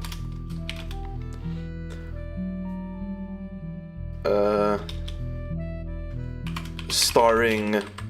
Yeah, that's what I'm gonna. I don't care about anything else, but Gwyn Roottrees, Leslie Florence, and Harrison Lane. Got it. Let me just start in. These notes are quickly becoming a bit tangled, as you can see. They're growing. So, we're getting there. So what you're saying is, if I come back in 30 minutes, you're gonna look like the fucking Pepe Sylvia guy. Yes. Yes. Get ready for some Pepe Sylvia bullshit. Did you know that canonically Charlie is in the show illiterate? And so everybody thought that Pepe Sylvia was Charlie misreading the state of Pennsylvania. Yeah. And somebody brought it up to the writers, and they're like, that's not true, but we wish it was. God, you know what? It could be canon. There's nothing that says it couldn't be. So... Yeah, they basically said, yeah, that's canon now. Yeah, we really hope that's canon, so I guess, what happened to my notes? We've been browsing. It's a complicated mystery, and we're not even ahead of, stage 1. So, get ready, buckle yourself in. We're fucked. The title is a play on words, as it can be read that the two women are men similar to other men, or that the men are fond of them. Oh, guys like us, or guys like us. Got it. Okay. So that's a movie. There's names, we'll look into those later. Christmas Mission! What the fuck is this? Christmas Mission was on a page titled Flops. Okay. Fucking Jesus. Well, Christmas Mission. It was a war movie about World War I released in 1955. Okay. A war movie about World War I. Also a flop that lost money. Cool. Gwyn Roottrees had a role as a soldier's wife who wrote him letters from home. There's no additional relevant information. Good. So starring Gwyn Roottrees. I don't know if that's relevant, but I will write that she had a role as a soldier's wife. The movie was marketed as an incredible true story, but no record of the events happening has ever been found. And I very much doubt that this is relevant in any shape or form. Can I search ENBYSS? What the fuck are you expecting? What are you expecting? Well, nothing relevant. Fucking, what the fuck? What did you expect? Anyways, what if I search World War I? Oh, damn. So ENBYSS is not real. In this game, I'm not. In this game, Spider Search, I am not real. Then again, nothing is real. I don't know if that's a good word to say. I've heard that that word is like bad, but I never looked too far into it. But I've always just erred on the side of caution about using that word. I remember looking it up and I wasn't sure if I could find shit, but like, I don't know. Maybe I'm imagining shit. I don't know. Anyways, who the fuck is Leslie Florence? Is she relevant? Gwen's Roottrees up. Boom. There isn't even a did you know trivia section. Fuck. What about Harrison Lane? Oh, there's a lot more. Harrison Lane was a television actor with a major role in Guys Like Us and some other films. His largest role before Guys Like Us was as the villain in the first season of Western Frontiers. Due to the popularity of Guys Like Us, the studio brought Lane back to play as the villain's twin brother, this time as a hero joining the protagonist. Western Frontiers has no connection to the Roottrees. Harrison Lane seems to be a dead end. Harrison Lane married his high school sweetheart after they reunited at a movie premiere. I will keep an entry just for that. I will keep an entry. I know he might be a dead end, but I will keep a note of that.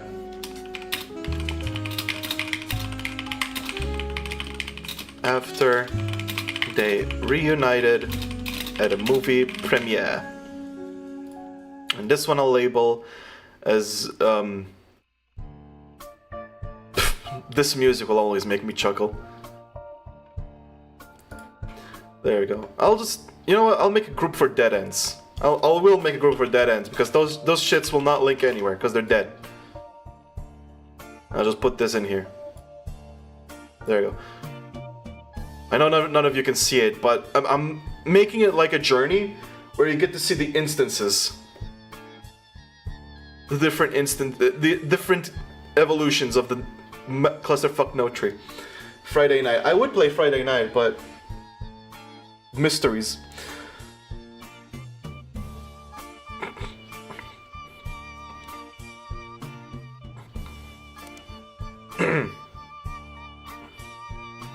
Okay. Western Frontiers does not reveal anything else. So we've sort of hit a dead end of Gwen Roottrees. But I feel like we've got all the information for... Yeah. A widely circulated photo of Gwen Roottrees. You've seen it on multiple websites. Got it. So Gwen Roottrees is a granddaughter, right? Granddaughter of Elias. So there's Elias. Daughter, granddaughter, is in second tier. Carl is on the third tier because great grandson.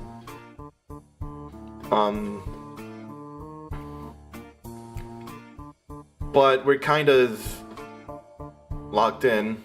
We don't know where she would go. So we're kind of stuck anyways. But you know.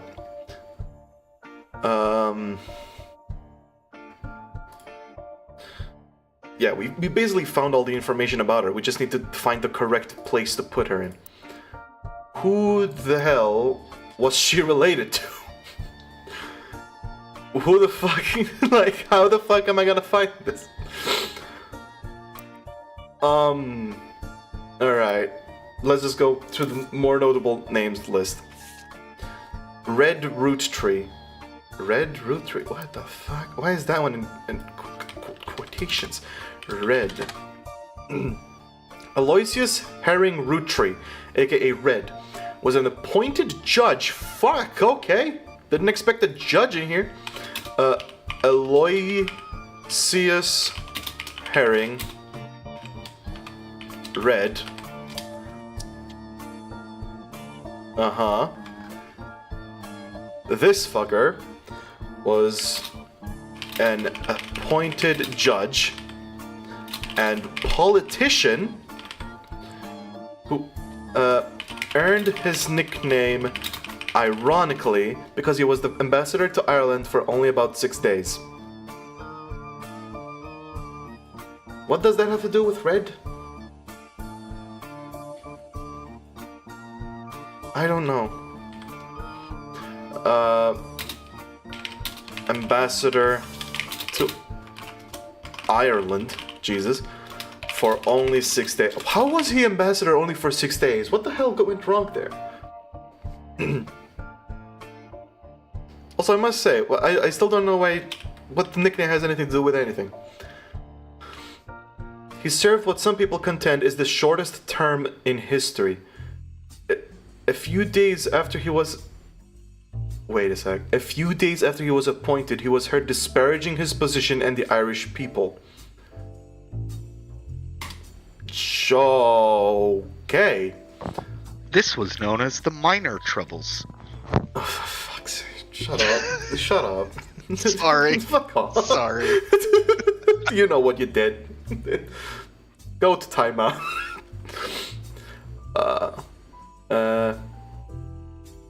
Was heard disparaging his position and the Irish people.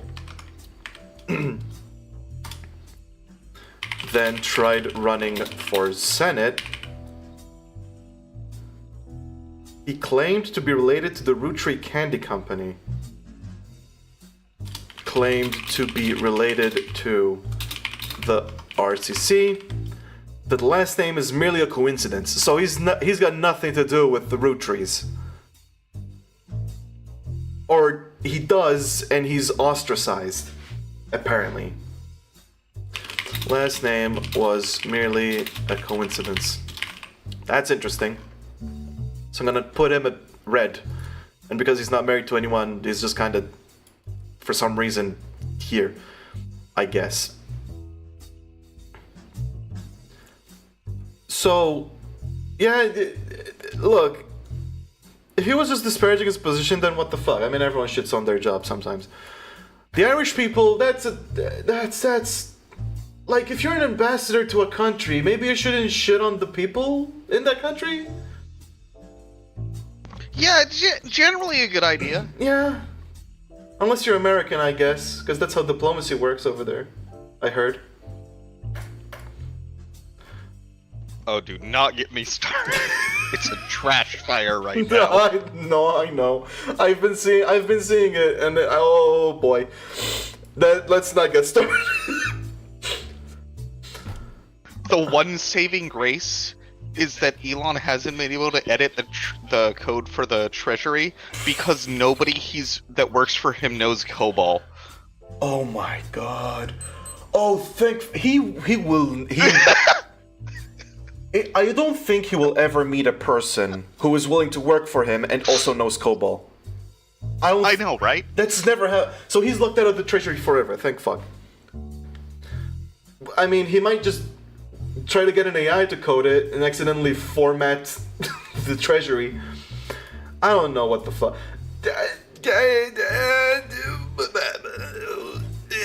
Elon Roottrees. Nothing, okay. Thank God. Dude, could you fucking imagine? Okay, so Red Roottrees isn't related to anything. Why the fuck why is he a notable? Why is he listed as a notable Roottrees? His last name is only coincidence. Or by coincidence doesn't mean that he is in the family, but he's not in the company. I don't know. What's he on doing again? Google it. Google it. We are not we're not going into that downward spiral live, because we'll never stop. It doesn't go anywhere good. Do your own research on LS.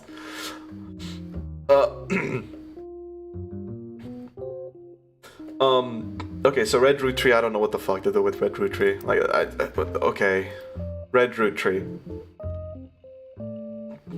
I don't even know when the hell he was ambassador. What if I just look up Ireland? Nothing, okay. Literally a dead end, instantly. I don't know why I was told to look into. Oh, fuck off. Oh,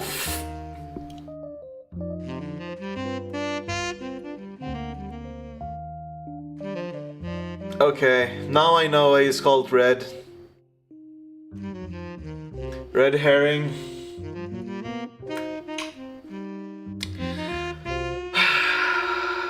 that. You got me. You got me, game. Anyways, Jim Rootree. What I heard was his cousin or something. Yeah, Jim was Carl's cousin. So I know that much. So I know. Jim Rootree. James Rootree. Okay, well, it's James then. Jim. I guess, aka James. James is a singer who sings in the duo Jim and Diamond with his wife, who is Diamond LaRue. What a fucking name. I mean, goddamn. So, wife. Diamond LaRue is clearly red because wife. And her surname isn't Rootree, so. The duo is considered a one-hit wonder due to the disco song "Rollin' On Down to the City." It's now in my evidence. Why is it in my evidence folder? Why is a song in my evidence folder? Okay.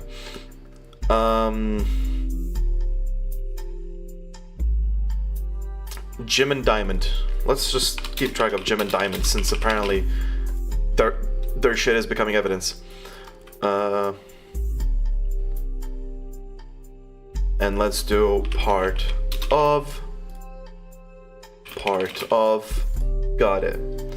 Jim and Diamond. One hit wonder due to Rollin' On Down to the City. Although Jim writes the majority of the songs, plays the guitar, and often sings, Diamond is considered by fans to be the band's lead singer. So Jim does a shit ton of work. Writer of majority, plays guitar, sings often. Diamond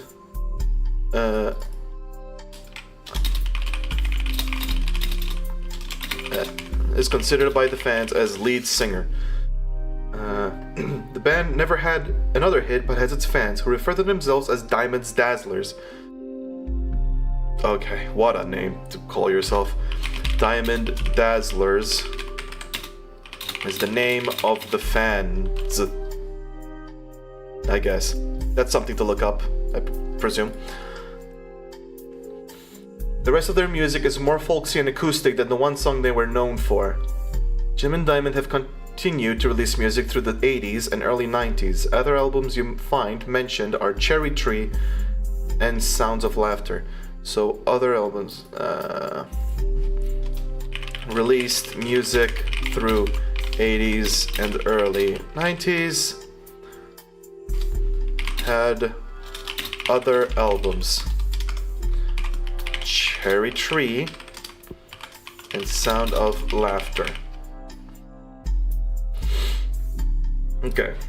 Jim has become a bit of a recluse and hasn't made a public appearance since 1996. A recluse, huh? I'm sure that's definitely not related to anything. I will mark Jim with a yellow, I think. The fact that he's a recluse and there's all this information is just kind of pointing me to some weird shit. Marking him as a yellow. A root tree marked as yellow means that there's some weird information. The yellow overrides their family relations. That's how I'm gonna do it. Currently, we've got this. Ah, yes, yellow for something's fucky. Exactly. Exactly. There's a limited amount of quick access colors, so I have to fucking manage it nicely. I have like a color switcher, but that doesn't. I'm not gonna color switch every time. So, yellow. Yellow it is. God. Okay, so lots of stuff to look into for this. Diamond LaRue is gonna be the first thing, because she's a person. That doesn't say anything.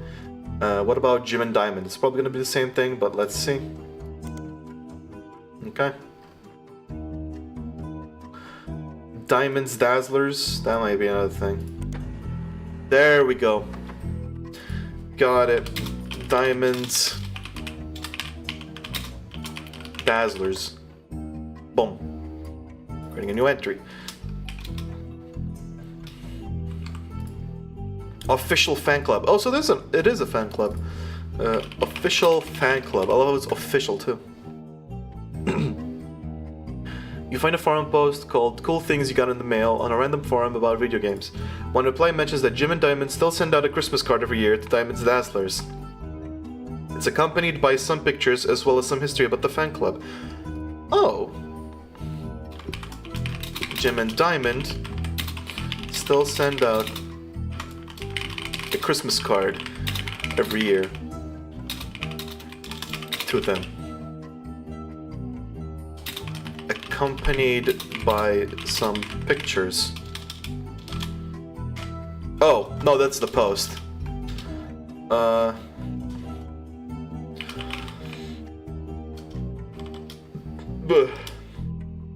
Apparently, even though it is no longer available to join, Jim and Diamond still honor it themselves personally. There's a fierce debate in the subsequent posts about whether that's cool or pathetic. Damn. Can't do shit.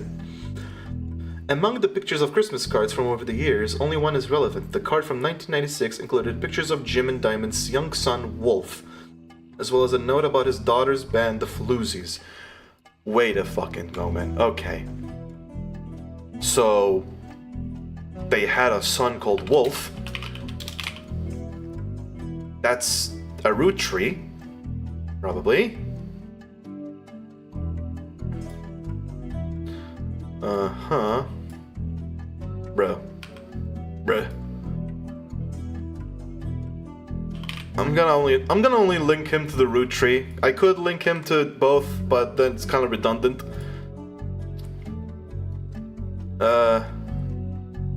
Actually, fuck it, I'll do both. I'll do both. Maybe I can always delete it later.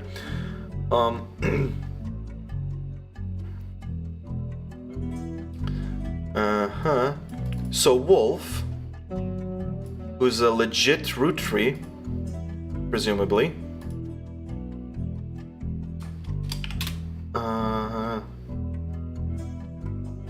Pictured in 1996 Christmas card to Diamond's Dazzlers. Got it. And then they have a daughter, just unnamed, just question marks actually.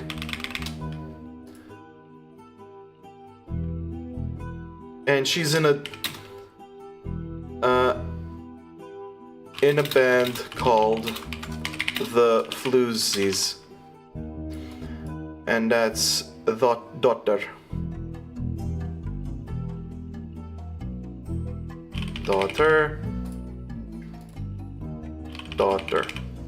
Yeah, this is becoming a bit spaghetti.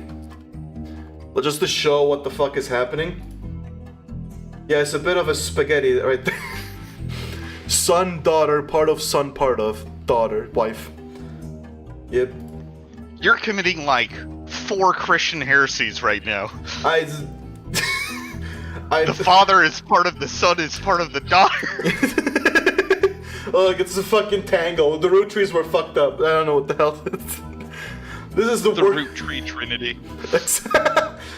In the name of the son, the daughter, the part of, and the holy wife. Anyways, so in a band called the Floozies and also Wolf. Can I look up Wolf? No. Can I look up the Floozies? Okay. The Floozies is an all-female punk band operating out of New York City. Ew. So the Floozies, part of. They're mentioned in passing in an online review from earlier this year. Apparently they were the opening act for the band the reviewer actually came to see. The reviewer writes that she normally doesn't review the opening act, but this one was unusual. And not because of the music, which she described as loud, fast, and repetitive, but not in the good way. So, they make bad music. Also are unusual. The trio was extremely cagey about their identities. Fuck off. I'm already thinking the trio, and I'm already thinking Roottrees sisters. Just instantly. Trio was extremely cagey about their identities. The reviewer asked the venue who they were, and she was told they were rumored to be the children of other famous musicians, and didn't want that to be why they became popular. Yeah. Rumored because they were children of famous musicians. The reviewer also mentioned that for an underground and unknown band with absolutely no following, their equipment was all extremely expensive, and not only were they selling CDs, but they only cost $1. They probably were losing a fortune. The reviewer said although she bought a copy, she would be unlikely to ever listen to any of it again, except maybe Beef Baby. Beef Baby is their best song. There's no pictures of the Floozies performing live, but the cover from the CD that we're selling, Conquistadore, we're selling a Conquistadore CD, has been added to your evidence. Got it. Okay. Okay. This feels like something that's also yellow. Cagey about your identities and unusual shit, and also, what are your pictures? Conquistadore. Doesn't take me anywhere. Okay, so Conquistadore.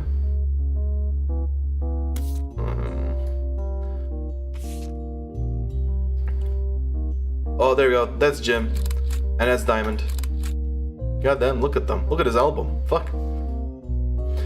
Rolling On Down to the City was barely a top 20 hit for a few weeks in 1979. Was barely a top... So their one hit is a barely top 20... Okay. And this is in 1979? Let's put that here. Let's put it in the timeline. 1979.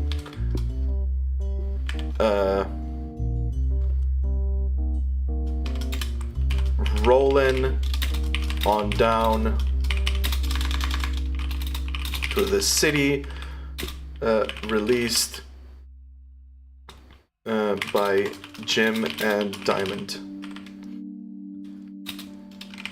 becoming a barely top 20 hit. According to the liner notes, it satirizes how a part of society was content to remain indifferent to economic inflation and civil unrest in the Middle East, unless pop culture tricked them into caring. Somewhat ironically, the listeners didn't seem to pay attention to the lyrics enough to trick them into caring. Instead, most of its play came from roller discos. Aren't there tracks like Hey Ya, which are kind of similar, where their lyrics are fucked up, but everyone's like, oh, what a happy song. Hey Ya. I don't know what this song is about. I know that it's got fucked up lyrics, apparently. I don't know why I haven't looked into it. I probably should. Let me just expand the timeline a bit and move it away, because the ever-expanding root tree is starting to encroach on the timeline, so I had to move it. This is going well. Because it was such a product of its time, it doesn't get much play anymore, even on stations that play oldies. Maybe that's why you'd never heard of it. This image is from an auction for a sealed copy. There's a sticker that says, only the great-grandson of Elias Roottree could make disco this sweet.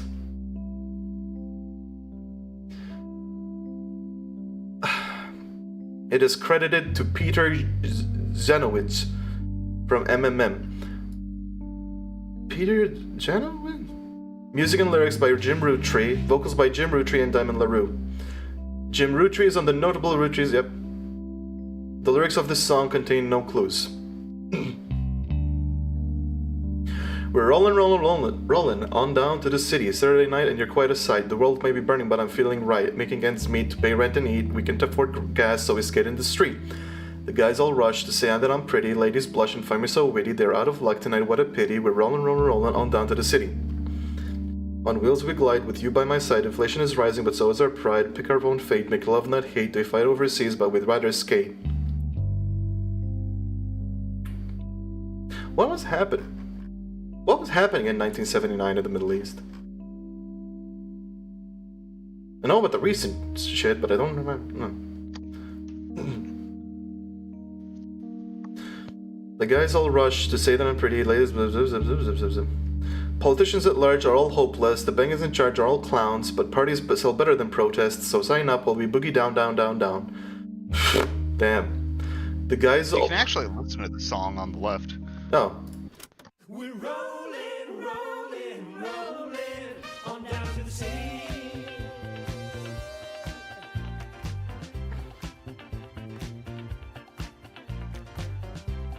I didn't know. Do I have to keep this page? I appreciate so much that it just has a line that's just like, hey, the lyrics of this song contain no clues.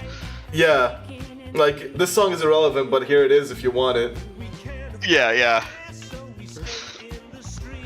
Hey, you never know. The lyrics about inflation in the Middle East might become relevant later. Who knows?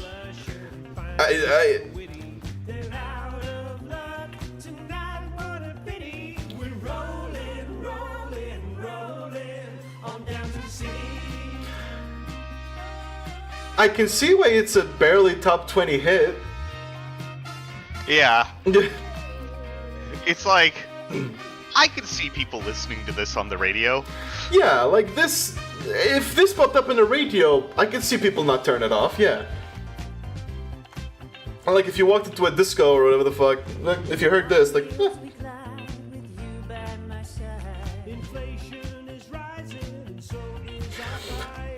I will say,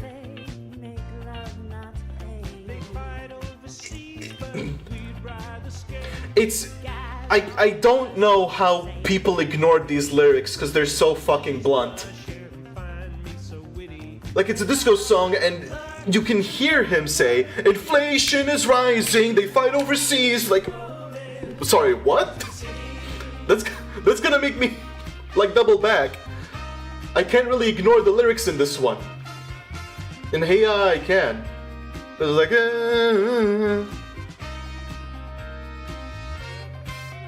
Politicians at large are hopeless.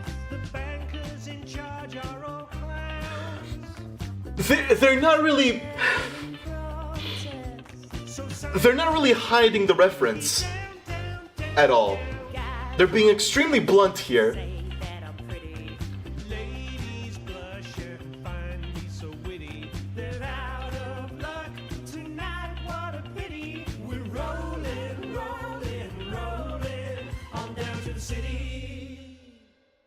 Cool. That was... Yep. Well, that was worth it. What? You found a picture of a Christmas card from Jim and Diamond to their fan club in 1996. The description said it included a picture of his son, Wolf. There you go. Listening to their parents' latest music, but it's 1996. Didn't you, like, stop? I don't know. I guess not. Conquistadore. So, a CD from a band called the Floozies that is only available at their live shows. The credits on the cover say, guitars, vocals, candy. Okay, first of all, where the hell is the Floozies? There it is. Okay. Guitars, vocals, Cindy has pick. Bass is Nikki. Drums are rolling down the city. Fuck. I typed in something wrong. Bye. Okay. I'm gonna...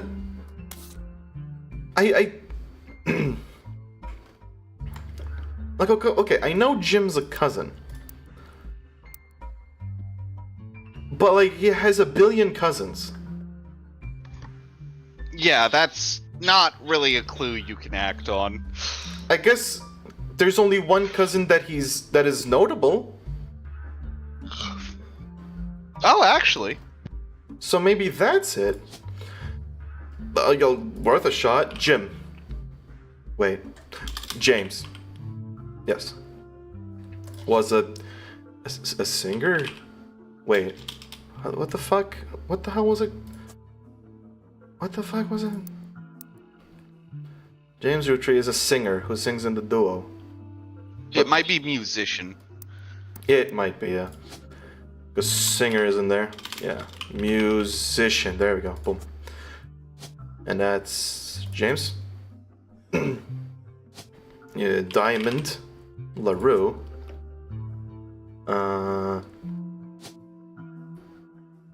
You. And they have... I don't need to respect birth order for the other ones, right? Or... Yeah, I'll give you a hint right there. That is not where James goes. Wait, what the fuck? But there's no other notable cousin. The fuck? Yeah, I don't know what's going on. Oh! No? I don't know. Huh. I guess unknown. I wish there was a reset button here for these.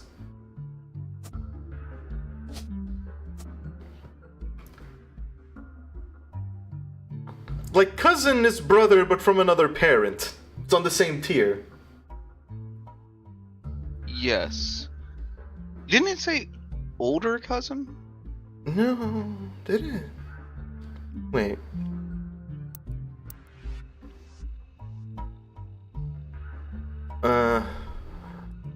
I mean, I know that Jim is Carl's cousin. I forgot where the fuck I got that.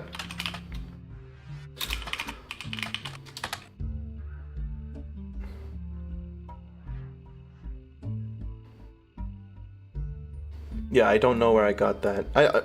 Older cousin. Oh well. I mean, who else? If it was older, if it was on the level upward, that would be uncle or something, or aunt. Yeah. So, yeah, I don't know. That's okay. You got plenty of other leaves to look at.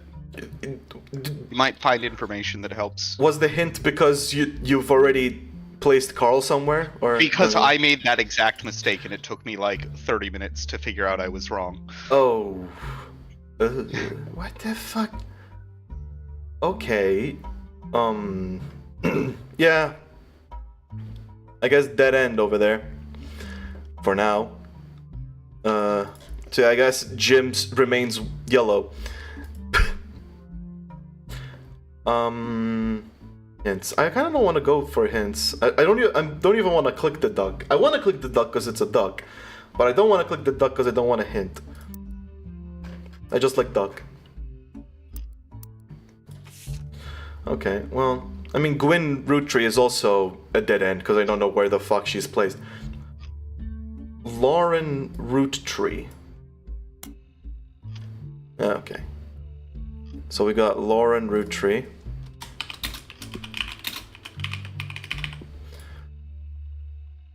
And is known for a distant relative. Ooh, of the Roottrees sisters. That distant relative, that could mean literally fucking anything. Does that mean cousin or brother? But like very far away? I don't know. Distant relative of Roottrees sisters. Wait. Okay, no. I was just comparing the Cindy from the Floozies with Carly. No.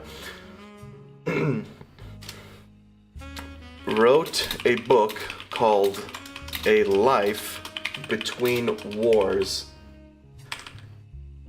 Cool. According to a website about famous authors, in the early 1960s, Lauren released a few romance novels under her married name, Lauren Rafferty.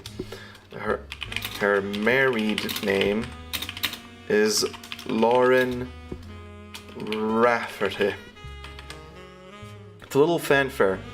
When her publisher learned she had been keeping diaries about her famous family, they insisted she release them under her original name, Lauren Roottrees, to take advantage of her family's notoriety. Oh, they insisted. Damn. The selection of diary entries released in 1965 as A Life Between Wars spans from the untimely death of her husband in World War II. Okay. Her husband died in World War II. That's the second time a world war is being mentioned. To coping with the post-war world as a young widow and mother, as well as her perspectives on changing times and socialites all the way through the entry into Vietnam. Okay. While the content is not considered particularly relevant to modern audiences, it has found new life as an exercise in high school English classes to show an evolution in writing style and for a look into life in previous generations. Cool. After the success of her diaries, her publisher re-released her romance novels under the name Lauren Roottrees. This included Romance in Court, which gained popularity. She followed the re-release up by writing 2 new sequels, creating what fans refer to as the Court Jester series. You find no recent details about Lauren, though she is listed as retired. Listed as retired. No recent details. So she kind of disappeared. I feel like that's a bit of a yellow. But we'll see. A Life Between Wars. You don't find any copies of excerpts.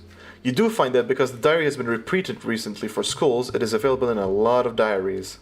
Huh. Lauren Rafferty. I guess if I just... It's the same page. Yeah, okay. No.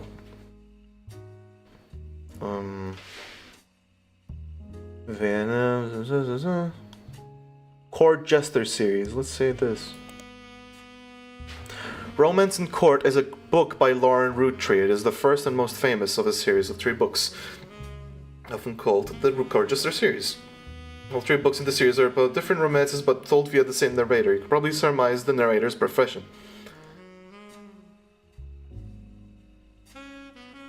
The 2 other books were called Return to Court and New Romance in Court. Searching for them online yields a few results. The books had some popularity when they were released in the late 90s. I'm just gonna call it the Court Jester series. In-game ads for Steam games? Huh. That's probably good. But also, like, I've seen indie games that promote their other games for stuff, so it's kind of weird. But, weird. Romance in Court. First and most famous. Return to Court. New Romance in Court. Irrelevant, I guess. These are the type of stuff like in mobile games. Oh! Then 100%. Fuck yeah, Valve. Valve make a wrong decision challenge. Impossible difficulty. Well, they probably have made some wrong decisions at some point, but, you know, they keep balling. I mean, there is the whole gambling of CSGO and shit, but...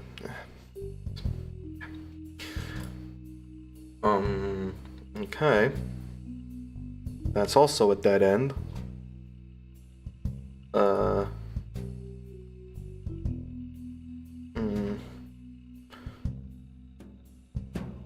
World War II. Let's look up World War II. Why not? Nothing. Got it. So Lauren Roottrees reveals nothing. Hang on, it just hit me. A selection of dialect released in 19. Got it. Released. Actually, wait. Timeline. Go to the timeline. 1965. Got it.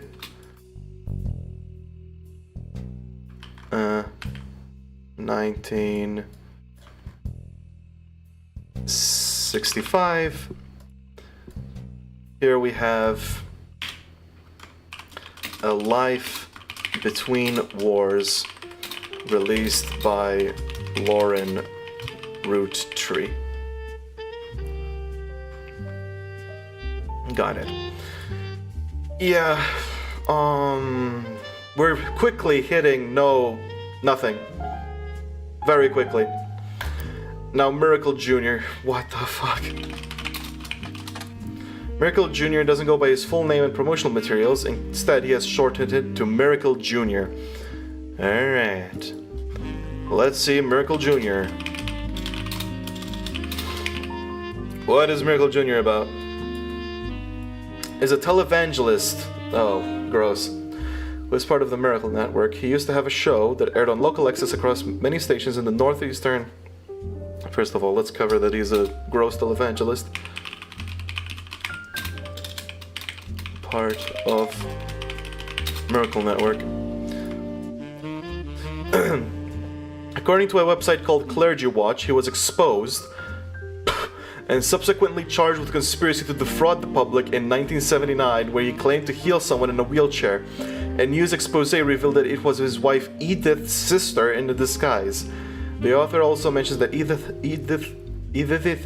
had a bit of a checkered past herself, but doesn't clarify. He has since lost his television show and instead goes on tour across the southern United States, where he is not well known before the scandal. Bruh. According to Clergy Watch, which I think I'll be checking out. Exposed, charged with conspiracy to defraud the public in 1979. So 1979. Oh, that was the same year that Jim and Diamond was released. So Miracle Jr. charged with conspiracy to defraud the public. Got it. News. What's a televangelist? A televangelist, okay. So, a televangelist is a priest who just does stuff on television shows. And the reason why they're gross is that they usually just exploit the living fuck out of every single one of their watchers into giving them money by doing like mock rituals and preaching shit. I don't know if there's any televangelists who don't do that. So yeah, every single televangelist I've heard just does that shit. So scammers. Yeah. They exploit faith to become rich. I think there's also something about mega churches, so that might be another name for that shit.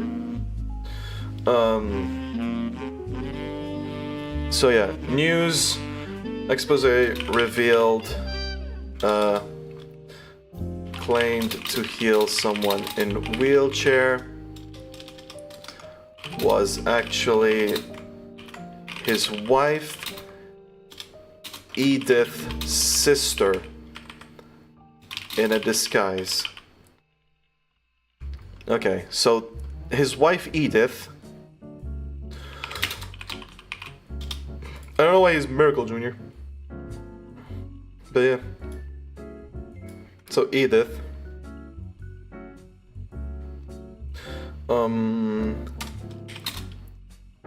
Had a bit of a checkered past herself, as per author.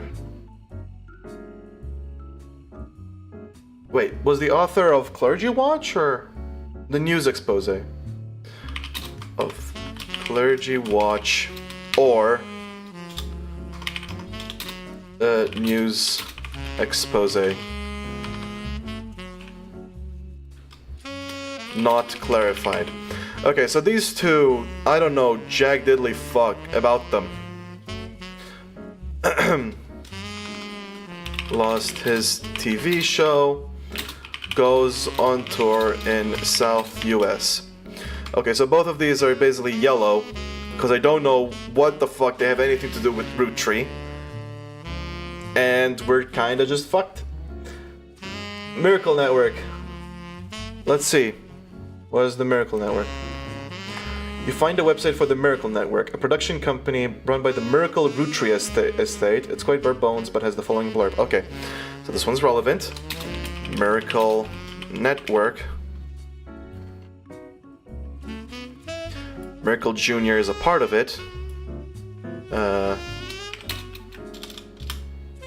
So, member. Witness the testimonies of the Miracles. I went Greek in this shit. The Miracles Roottree. Miracle Roottree arrived so late in his mother's life that doctors swore he wouldn't survive his first year. His mother and father, Elias and Gwyneth? Where the fuck are they?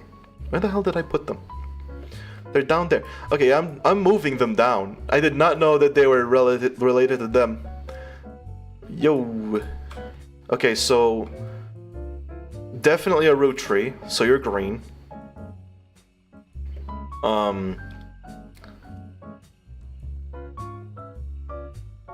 I'm gonna stick with only one parent having the label because we're ending up with a clusterfuck and like it's gonna quickly become a problem. I don't know what I just deleted. Oh, whoops. Right. Yeah, it's getting a bit out of hand. Bruh, come on. Let me delete a relation. Thank you. Got it, okay. So, if Miracle Jr., then Edith is not a Roottree, but is married. So, wife. And member of the Miracle Network.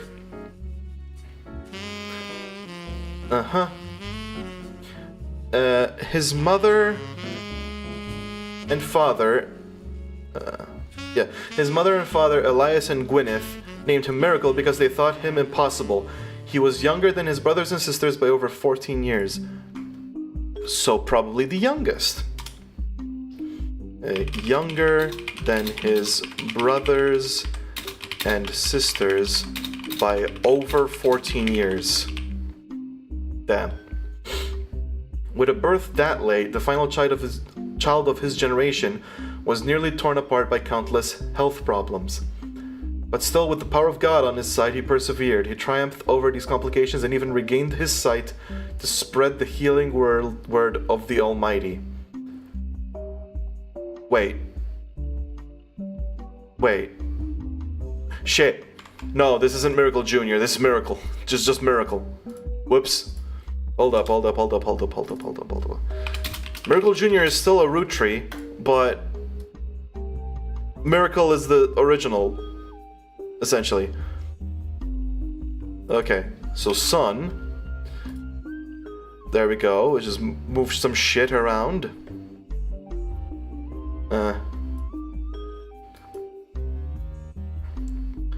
So I'm guessing that he founded the Miracle Network, because it's the Miracle Network and he's Miracle. So that would make sense. Founder. And he was younger than his brothers and sisters by 1 billion years or something.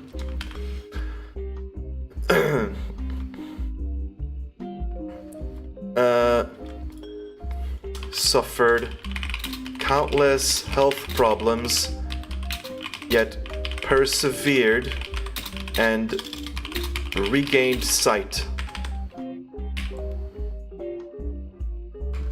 Got it. He's a Roottree. I don't know who his wife is.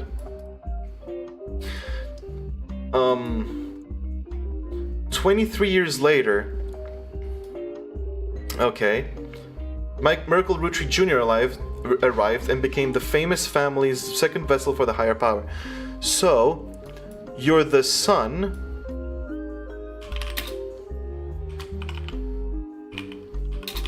"23 years later.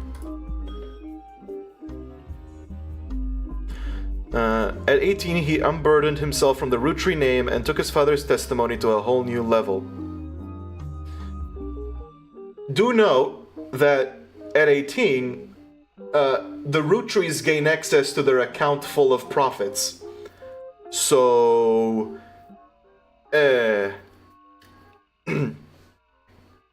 via the power of television, Miracle Jr. spread the gospel across the entirety of New England.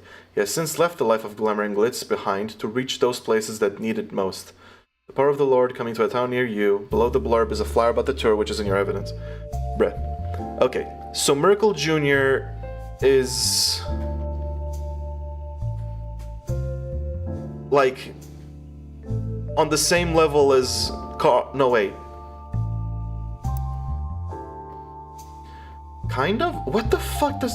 Oh, split up. Wait, holy shit. Wait, I just noticed. This means split up. And we've heard of Yeah. a divorce. So maybe we could deduce with that shit as well. Also, Yeah? I'll give you a huge hint. Remember that chronological ordering thing? Yeah. We know Miracle was the youngest Rootree child. Not the youngest... Wait. Yeah, Miracle was the youngest. Fuck, right. I would have definitely reached that point, I think, but Yeah. probably a bit slower. Yeah, makes sense. That's Miracle. I knew it was relevant and it gave me a lot of information, I just didn't know. There you go. Yeah. So Miracle, this is the notable one, so hey, Miracle Jr. How's it going? Unknown occupation, televangelist. Shit. Religion. TV? Pastor, I think? Pastor? No. Entered. Hold up, what the fuck did Scroll through, just, yeah. News anchor, politics. Politics? Well, he wasn't a politician, never mind. Oh, preacher. There we go. Preacher. There you go. And we have a thing in the thing. Look at him. Miracle Third. Wait. Celebrate. Wait, hold up. The names listed are Miracle Jr., who is said to be world famous and gets top billing. That's the guy. Miracle Jr. is on the notable, yep. Miracle Rootree, who the flyer says will make a special appearance. Miracle Third, and his wife Nicole, who are said to be the youth pastors. I'm guessing Miracle the Third is Miracle Jr.'s? Because that would be the third miracle. So, Miracle Third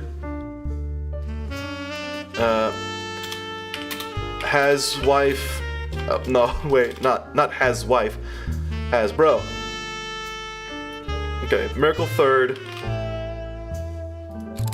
There you go, tiny JPEG artifacted bullshit picture.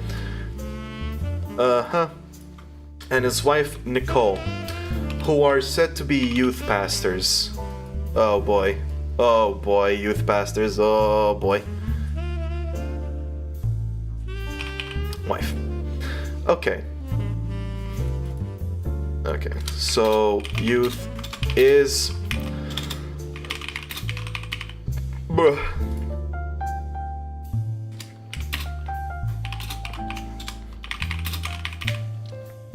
And this was in summer 96. ENBYSS put James correctly. Cole is spreading misinformation. What?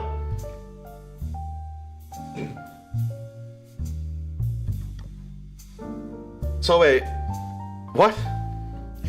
I don't think Cole would just lie to me. Florian? Yeah. I will double check.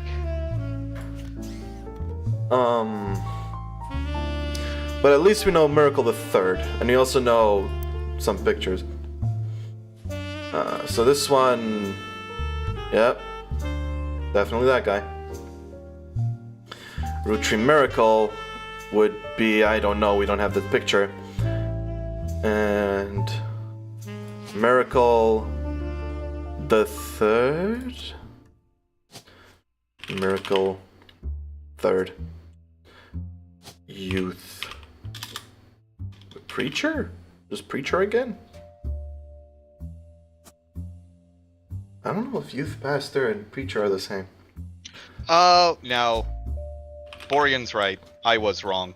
I mixed up James and, Jim. I thought James was the incredibly divorced dude on the left of Carl. Oh. But I mixed that up. Oh my gosh. Holy. Oh, poor guy. Oh no. But yeah, no, that is James Roottrees. Well, That was my bad. We'll get to No, the, on the yeah, we'll one get with the star on the right. We'll get to the Mega Divorce later. This is James, Jim Joe. So this is Jemus. Okay, and this is Diamond LaRue. This is a picture, Diamond Baboo. Once you verify this person, you'll be able to add bonus photos. Cool. This is Wolf. Wait, Wolf is younger. So Wolf. His occupation, baby. And then, I mean, this one would have to be a guess, if anything. Like maybe he's the one on the cover. Maybe. Singer. Wait. Musician, right. Forgot. Fuck you, Cole! You son of a bitch! Hey, I was right. So youth pastor is preacher. Booyah. Oh boy. The person who I should not notify Roottrees. You're on a roll. Really, I'll try to keep that momentum going.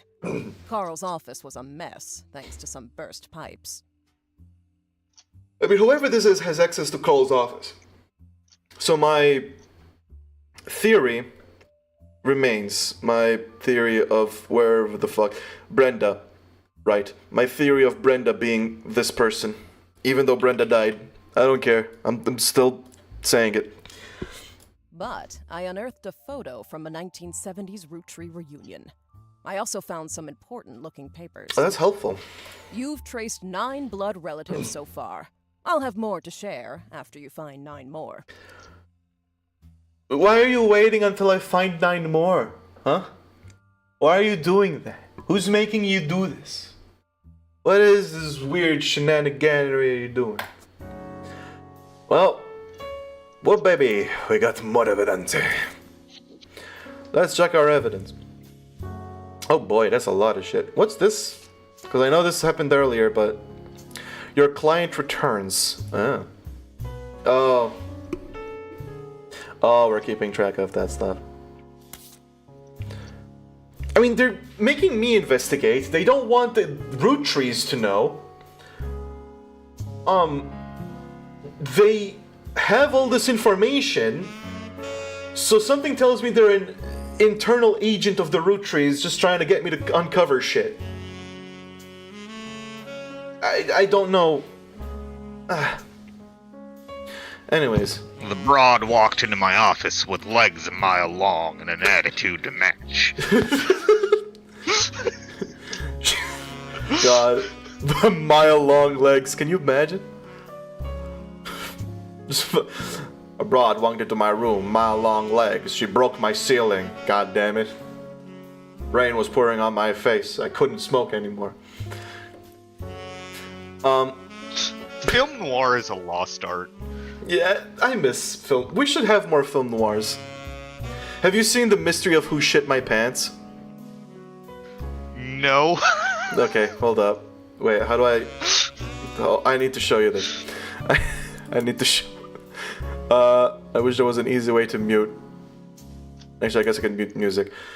I'll show you this. It's good. The Mystery of Who Shit My Pants. It's a short film noir short by Wizards with Guns, who are legends. I don't know if you know the Wizards with Guns, but... Bruh. My ears. Huh. There you go. Okay, let's... The mystery of who shit my pants. The cranberry sauce on top. I know what you're thinking. This is just an ordinary story about an ordinary guy at an ordinary party who did not shit his pants. And you'd be right, but that's only half the story. Oh my God, Mike! Did you shit your pants? Oh God, it's so bad! Oh, I'm gonna be sick. Jesus, I'm leaving. He definitely shit his pants. I was framed. You could have called me a Jackson Pollock and hung me up right there. Something just didn't smell right, and it wasn't the shit in my pants. No, wait, it's the shit, but it was also real suspicious. I felt it in my gut, and a little in my sock. Hey man, you gotta go. Just like that, I was on the case of who shit my pants.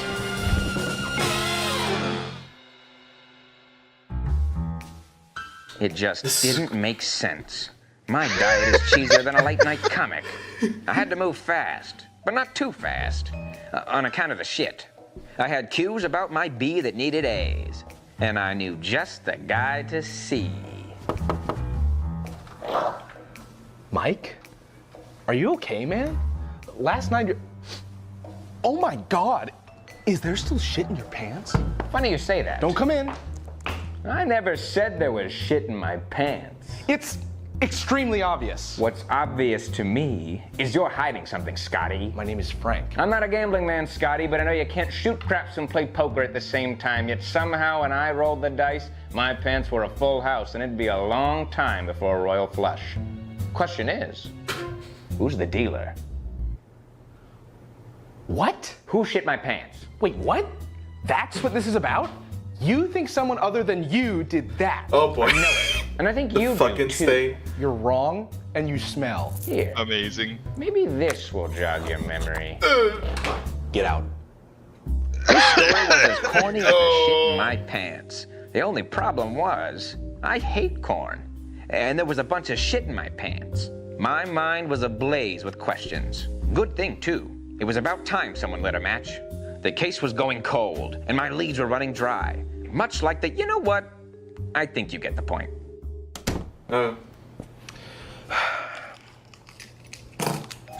Did I surprise you? Not at all. I smelled so much of you the second I walked through the door. Why haven't you changed? Oh, I changed.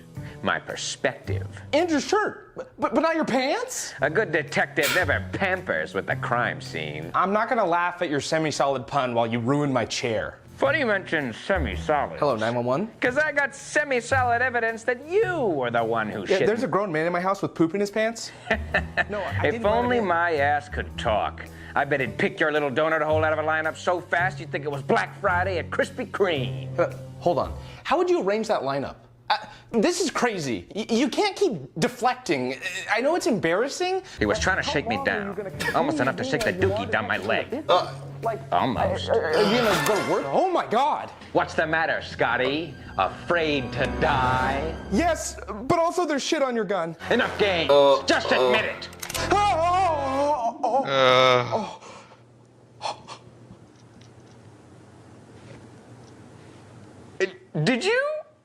Did you just? Yep. We were on the case. Yeah.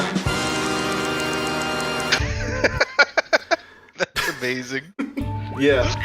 So yeah, wizards with guns. They make very good shit like this. Back to the shit in my pants.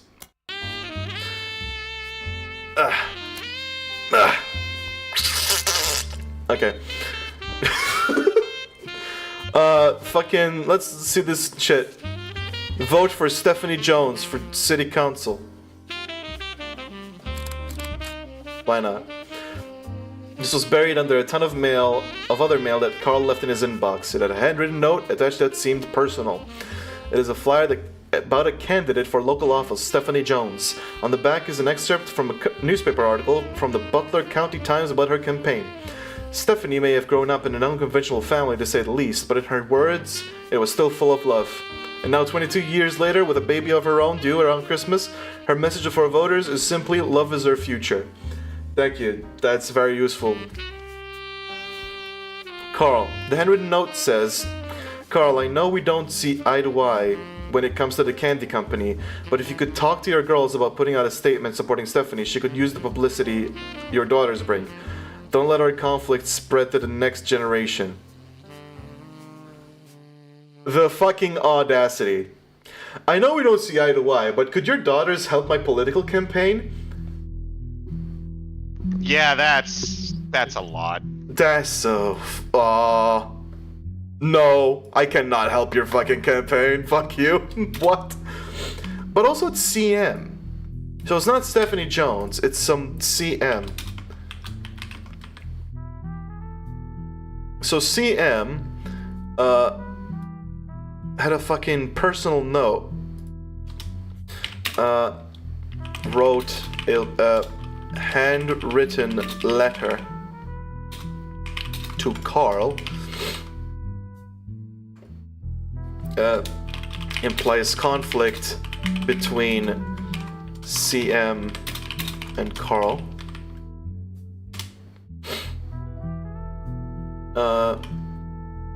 Asked Carl's daughters to support Stephanie Jones' political campaign is a dick. Let's just put that there. And they have a relation to Carl that is a question mark, because I don't know what it is. And you're definitely yellow, because what the fuck? Anyways, Stephanie may have grown up 22 years later with a baby of her own due for Christmas. So this was recent. So she's 22? It feels like she's 22.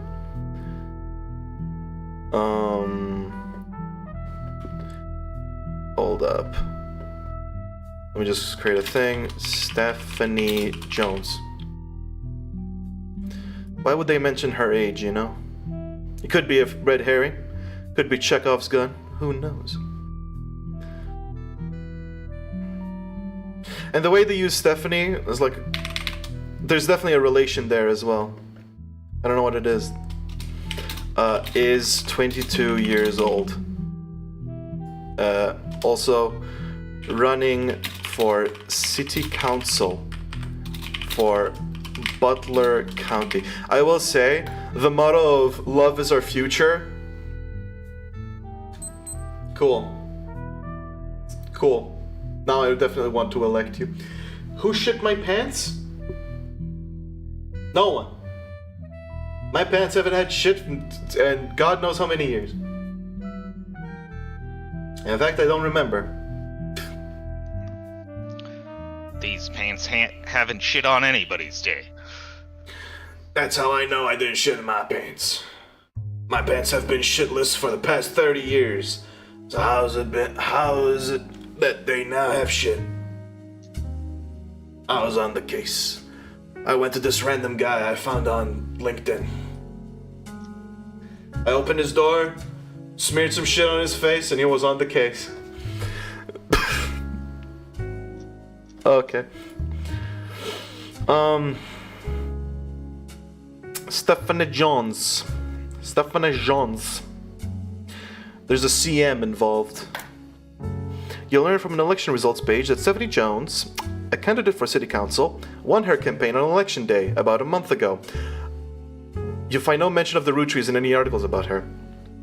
Stephanie also has a very bare bones website for her campaign. It is simply a picture of her campaign mailer, and underneath it says, "Be sure to read the full article in the Butler County Times." The problems, the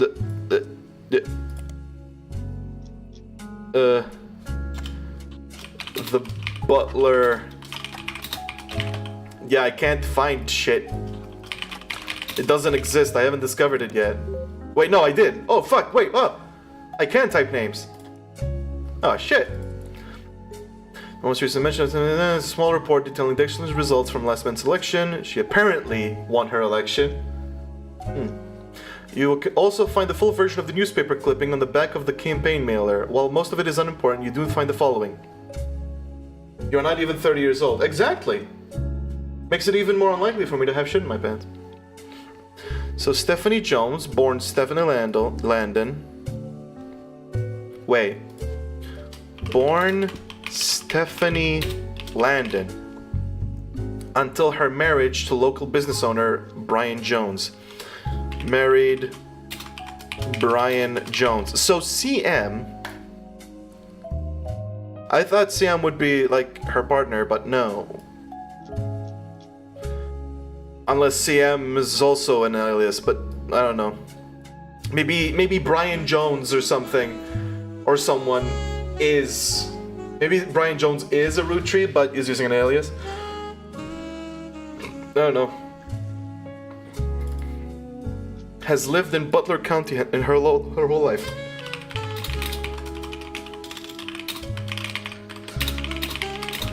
Okay. Who cuffed my headphones? I was on the case. Cole, do you know anything? I may have coughed. I solved the case.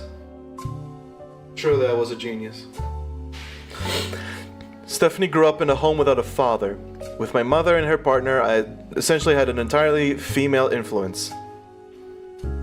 Ooh. Ooh, first non-heterosexual relationship? Interesting. Grew up without a father. With a mother and her partner.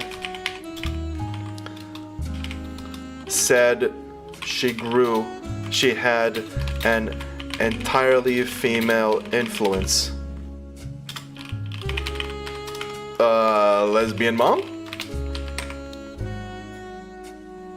For a second I thought the father fucked off, but no.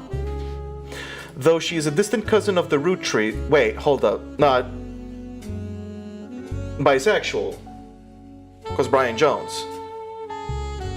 Wait, no, I'm confusing everything. No. Brian Jones was for Stephanie Jones. Her mother is someone else. Got it. Anyways. Though she is a distant cousin of the Roottrees, her mother, Caroline.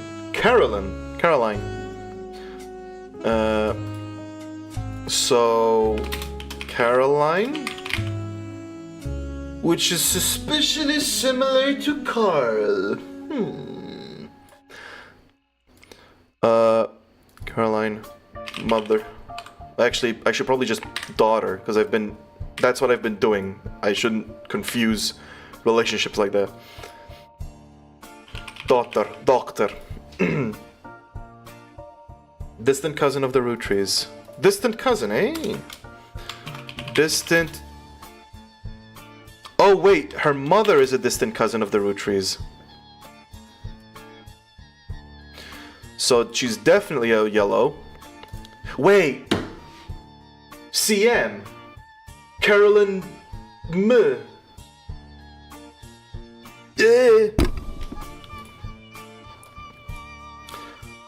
That could be something. I need to move the weird shit box now. Because everything is getting a bit chunky. Let's just show what the notes look like right now. It is growing. Beautiful. Yep. It is growing slowly. The first thing I'll do is, maybe same? Can I change the color of this? Yes. Yellow. For fuckiness. Anyways, so Carolyn is a distant cousin of the Roottrees.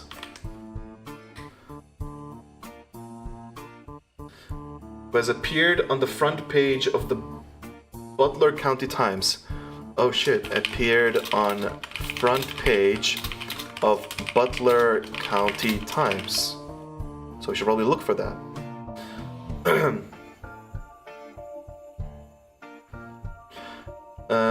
has often come out opposed to the corporation's policies regarding deforestation of indigenous trees to expand their maple farms. Unlike my mother, I'm not a fighter. I want to bring love to the world.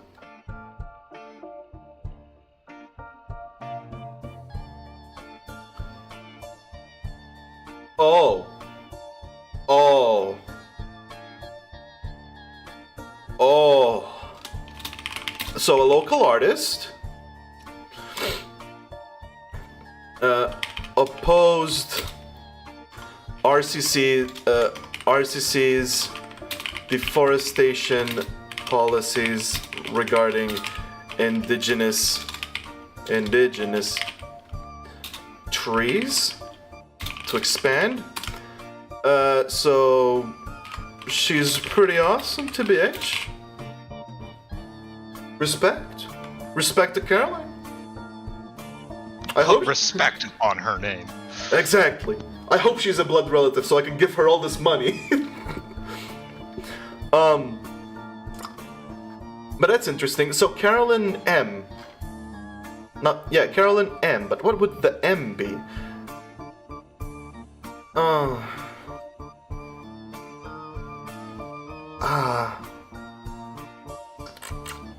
Wait, hold up. Is this Brian Jones? That makes sense, right? I feel like. Like, that's Stephanie, and she's the daughter of a distant relative. Which kinda also makes her yellow, because... Like, I don't... Distant relative could mean anything. It could mean you're not a blood relative, you know? So we need to clear that up first. CM. So, there we go. There's a mystery right there. I don't know what the M could be yet. We'll find out. Unless, wait. Because if I find Carolyn M, then I find her image here, probably. Carolyn. Butler County. Brian Jones. Maybe I should look at Brian Jones? Brian Jones is a famous athlete who broke a pole vaulting record in 1954. He doesn't seem related to the Roottrees.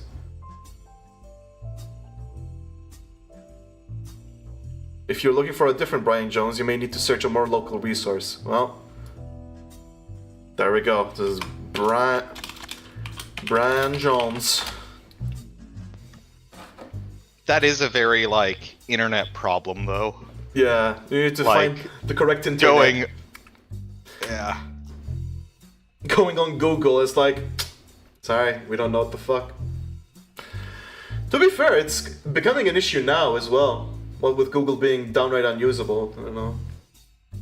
Yeah. Well, also just like, you know, if you search for my full name, you'll get a bunch of stuff about a kid who played college football. Which is nice, because that means my name's not easily Googleable. Yeah. Googleable. Googleable. Yeah, my name, I don't know how Googleable it is, but I remember trying to Google it early and like a long time back, and I just couldn't find shit. I don't really, my real name isn't really associated with much. Yeah, I'm anonymous. Or some shit. Anonymous. Anonymous poos. Anonymous clues. What the fuck am I saying? There are many there are many advertisements over the years, as well as a small article from 1995 about Jones Graphic and Print. So it's probably Brian Jones. I should probably create an entry for Brianna Jones. Brown Jones.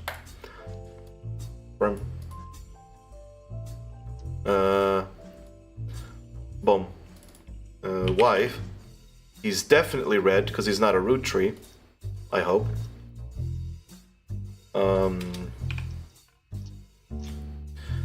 This article is a piece about Brian Jones taking over his father's print company after 20 years. Took over his father's print company, Jones Graphic and Print, after 20 years. Seems to not have let it go to waste as a marketing opportunity during an interview portion. I've been in and out of that shop my whole life. My father taught me everything there is to know when it comes to getting the job done right and getting it done quick. We've been a printing staple of Butler County for years, and even the Butler County Times uses us for their coupon pages a few times a year. Thanks, by the way. But still, whether you're a new client or one of our regulars, nothing will change. Come on down for the best prices on bulk printing anywhere in the state of Pennsylvania. Or search for us online. I designed the website myself. Oh, that's wholesome.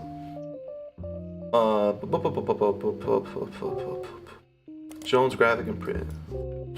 Jones Graphic and Print. I do feel like the fucking airplane crash was not an accident, and the reason why we're being told, hey, investigate in the Roottrees, if someone from the Roottrees asks, I was never here, is that we need to investigate what the fuck happened behind the airplane accident, and the Roottree family is trying to cover it up.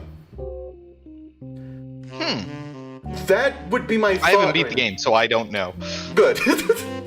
I'm just guessing it, because like it feels like I don't try. The moment that person said, don't tell them I'm here, I'm like, okay, what conspiracy is being cooked up here? What the fuck? I thought I was working for the Roottrees. What is this? Maybe I am working for the Roottrees, but just like not the not the official ones. Maybe I'll find the final name and I'll be like, oh my god, it was you. Anyways, Jones Graphic and Print. Illegal Roottrees. Yeah, the illegal Roottrees.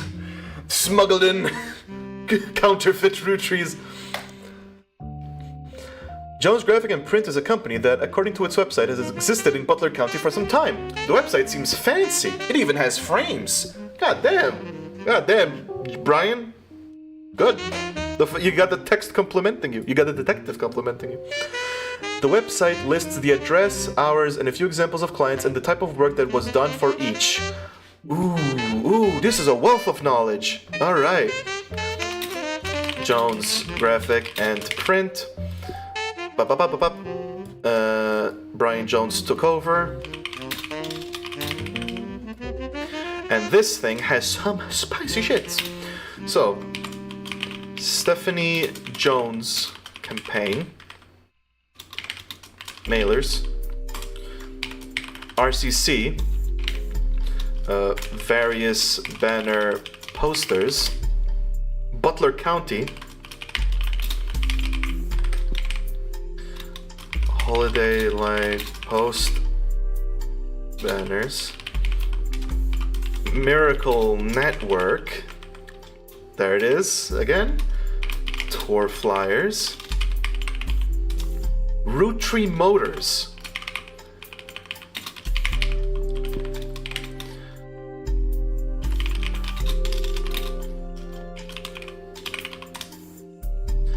Butler County School District.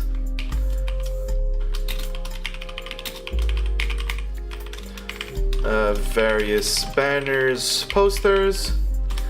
Butler Summer Theater.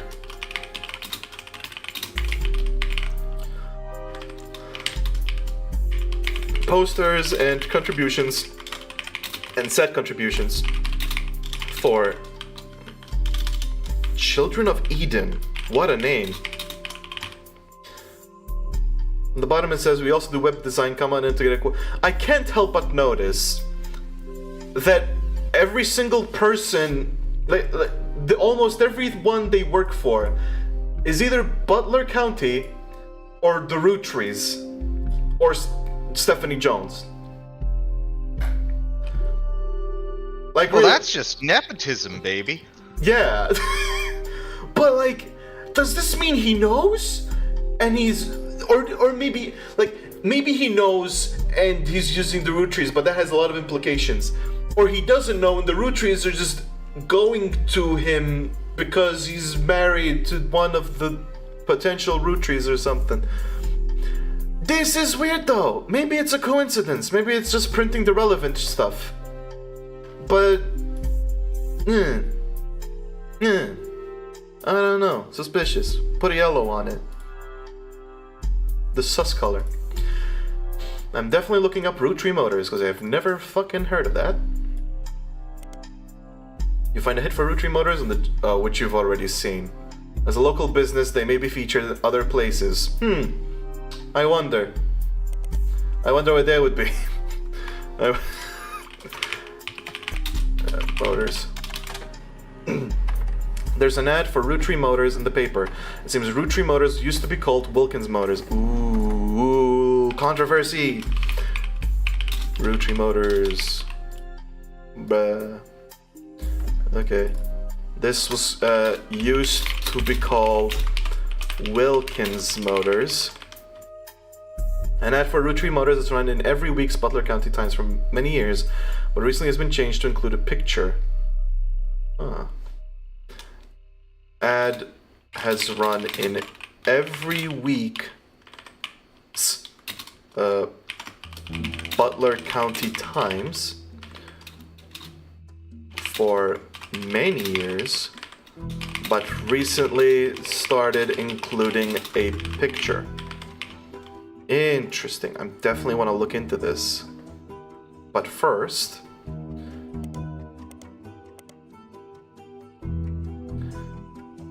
Children of Eden, because what the fuck?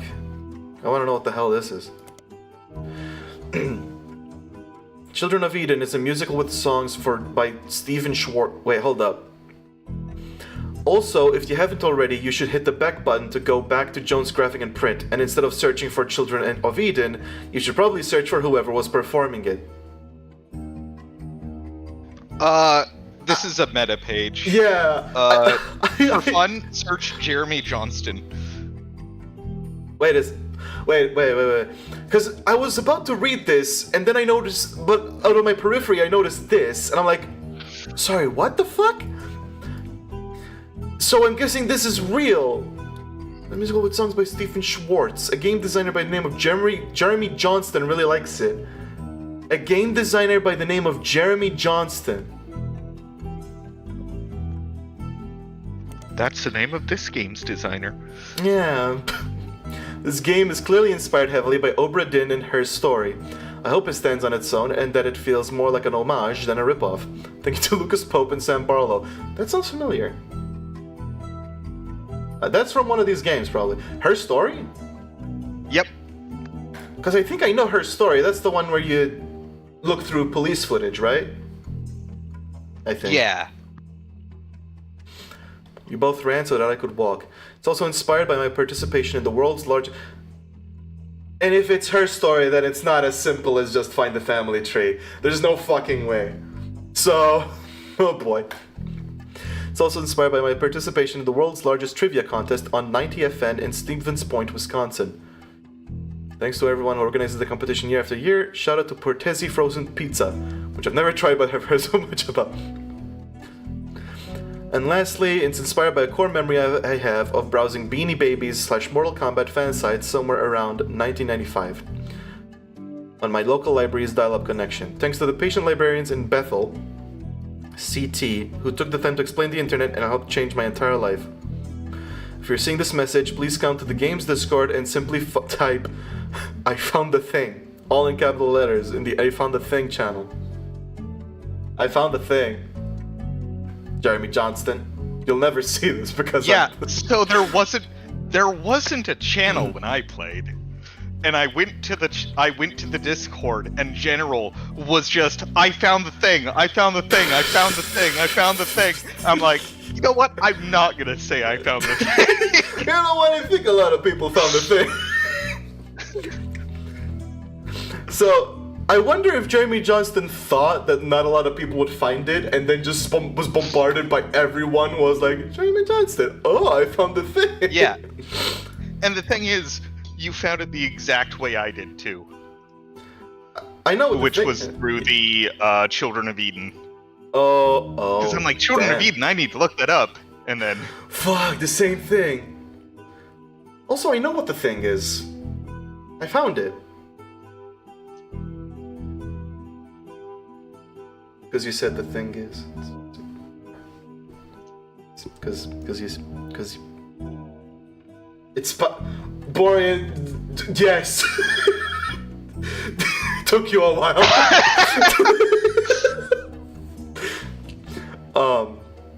Anyways, yeah, I found the thing. Damn. To be fair, it does have similar vibes. I was also sort of thinking about it, so... But it's definitely not a ripoff. It definitely doesn't feel anything like a ripoff of it. Like, not at all. And Obra Dinn, I haven't played it, but it has a completely different vibe. So I would... I mean, it's similar in that they're both using, in both this and Her Story, using ancient computer software, but apart from that, there's a mystery, but that's it. A game designer realized it could kind of fit timeline-wise with a game he was making and decided to use it instead of something fake. It's kind of an Easter egg. You don't need to check it out, but if you do, I like the songs The Hardest Part of Love and Lost in the Wilderness. I would play them, but probably copyright. So... I love how it gives you a hint, by the way, like, maybe don't search for Children of Eden, but search who's performing it, because you came here. So I guess Butler Summer Theater it is. And I thought Children of Eden was gonna be a thing. Then I guess it is, but... I totally thought Children of Eden was gonna be a reference to Fallout.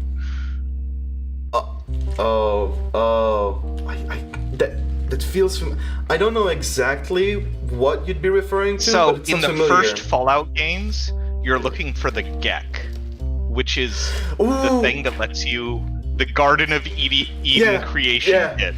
Yeah, because it makes the water and the plants, it makes basically gives you life, but no one has it. So everybody in Fallout is a Children of Eden.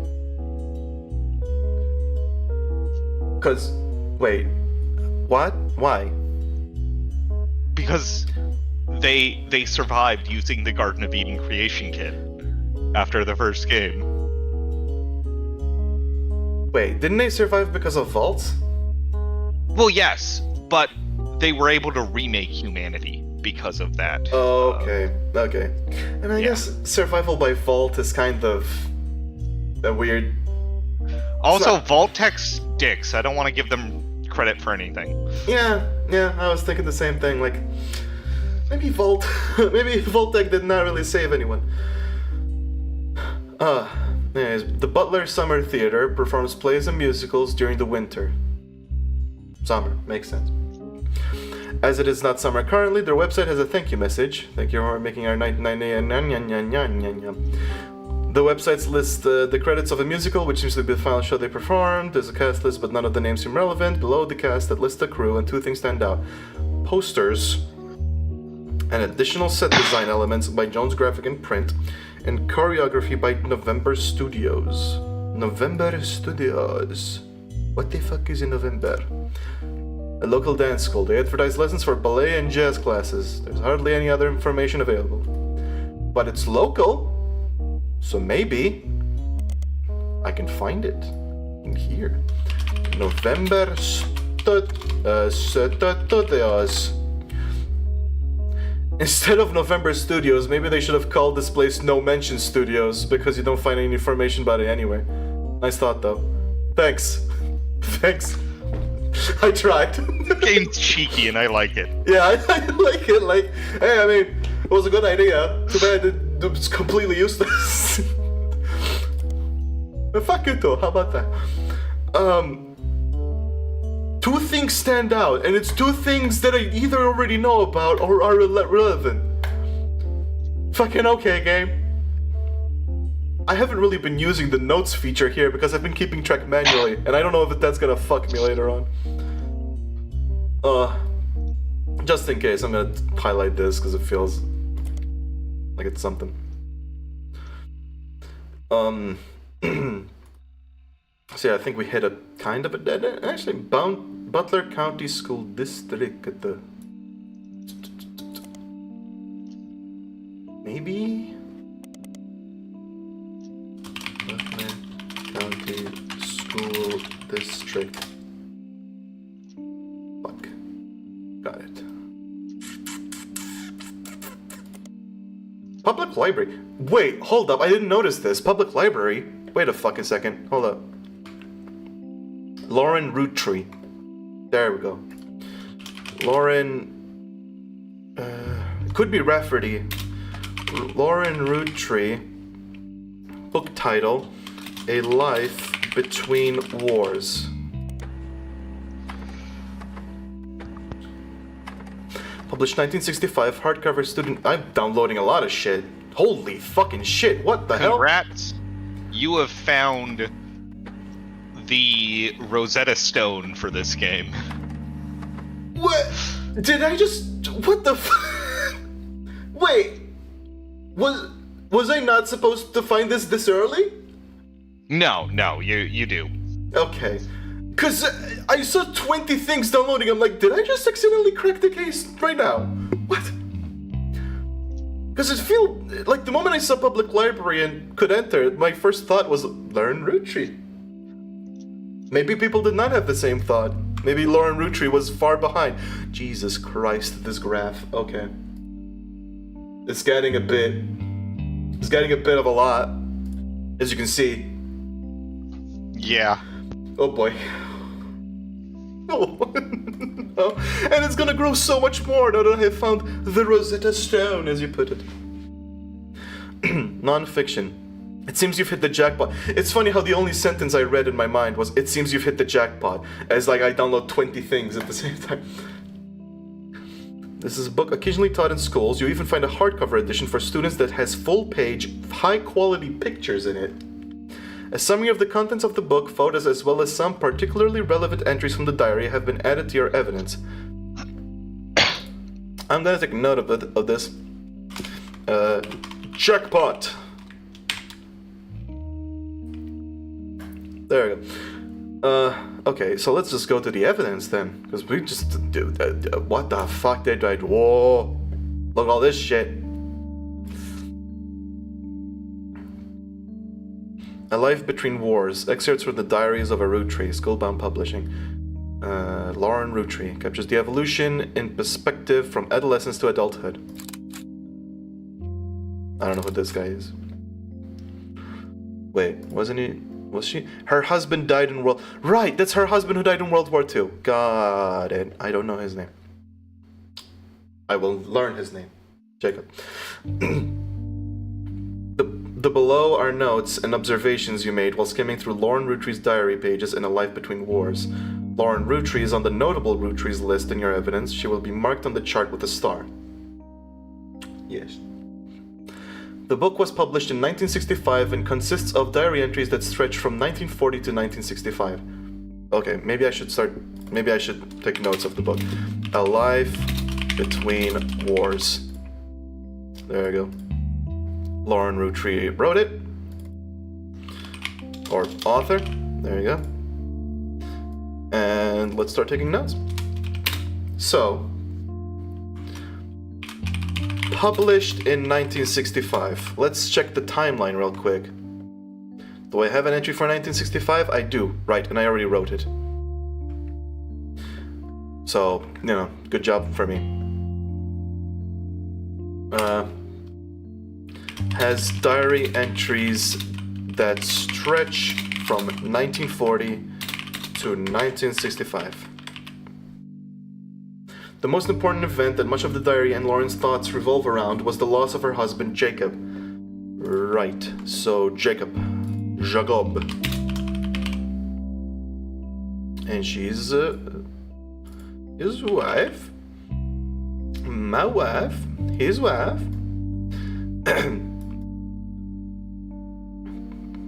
Got it. There we go. I couldn't align it. Jacob died in the final months of World War II while Lauren was pregnant. Died in the final months.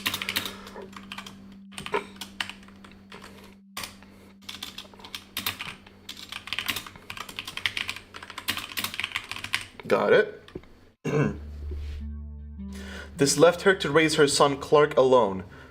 Clark Kent? Is this an alternate Superman universe? I'm gonna shut up. Clark, her son. Boom. So, yep. Lauren never remarried and only had one child. Okay. So, never remarried. Only one child. So Clark is the only child. By skimming the pages of the diary, you glean the following information. She was the granddaughter of Elias and Gwyneth on her father's side. Huh. On her father's side. So she was the granddaughter of Elias. Where the fuck? Oh my god, Elias is so... Where the hell did I put Elias? I cannot find him. Oh no. He's very far down. Oh, this is gonna be impossible to fucking manage. Actually, her block is kind of manageable. So I just need to just move it up around a bit. Y'all can't see this. I'm just trying to manage. You know what? Let me show you what I'm trying to fucking manage here. There's this cluster of Lauren Roottrees stuff. And Elias is somewhere here. So, there's the pickle. Where the fuck do I put her? There. Sure. Elias is over there. I mean, I didn't mark Carl as his granddaughter.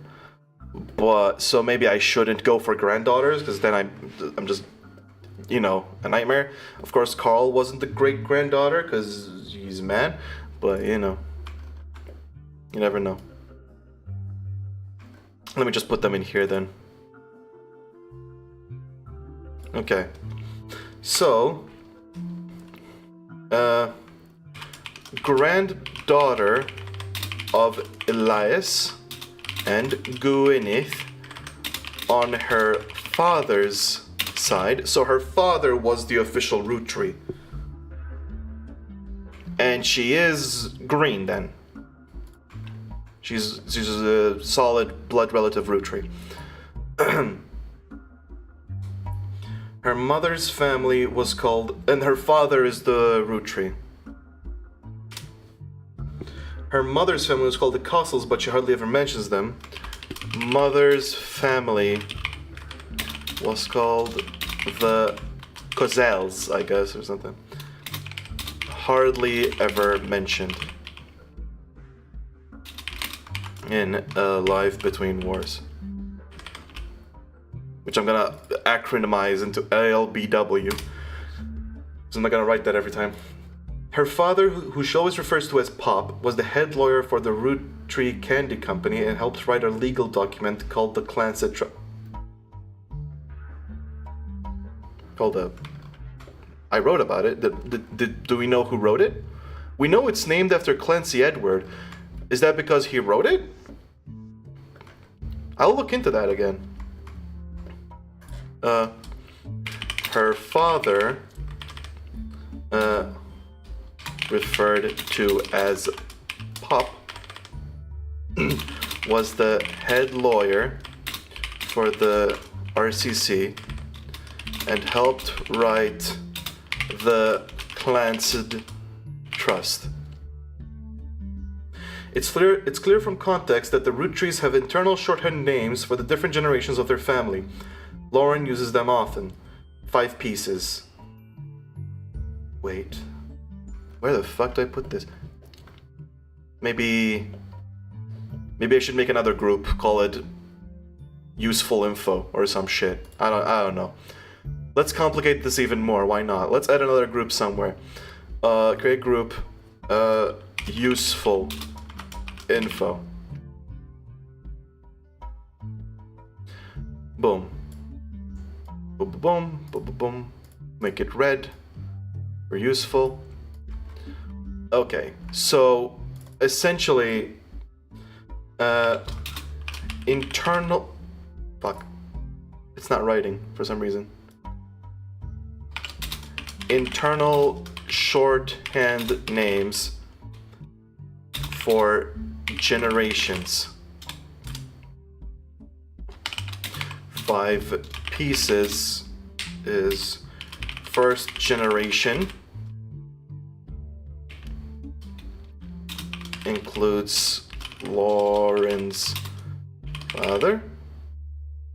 Wait. You know what? Actually, nah. Fuck it. I'm gonna put it under her name. I almost said Gwyneth Paltrow, but she's.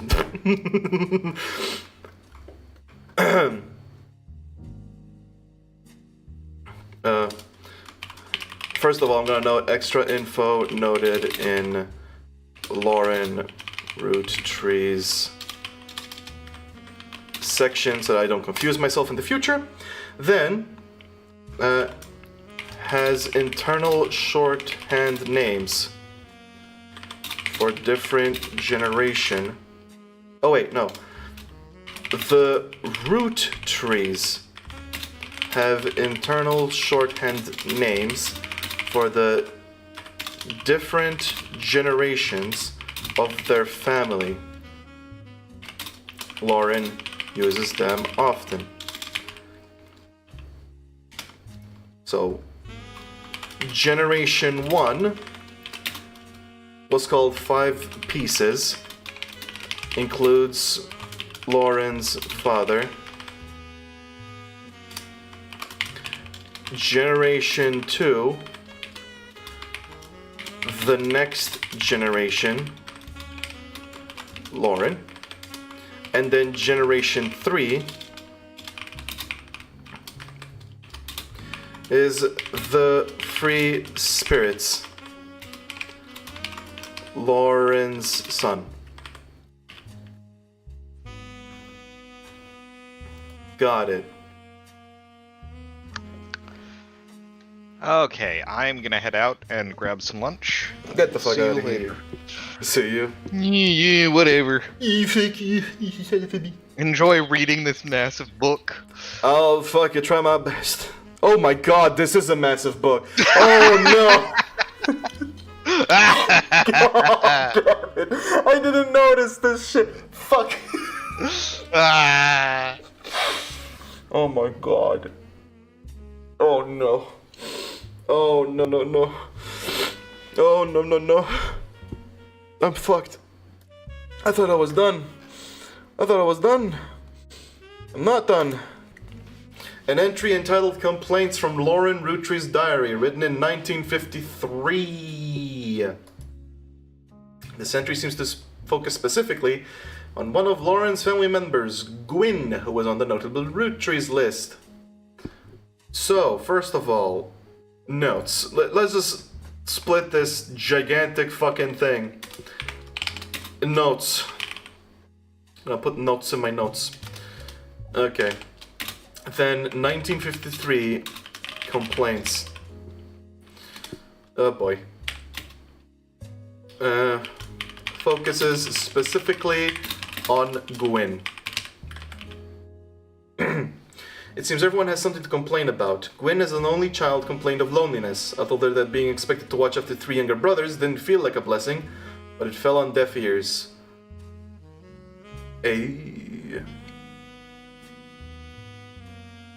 Oh, that's why it's called complaint. During the summer where I went to stay with her and Aunt Margot. Wait. Aunt Margot. So... Gwyn...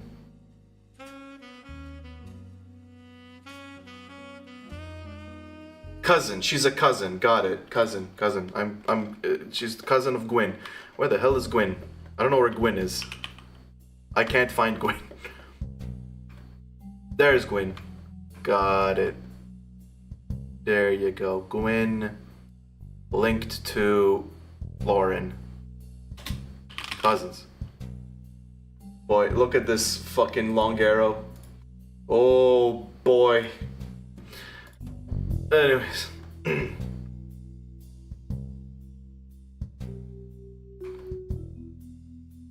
And then just Aunt Margot,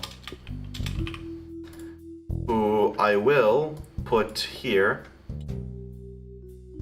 Actually, just Margot. I'm gonna put Margot.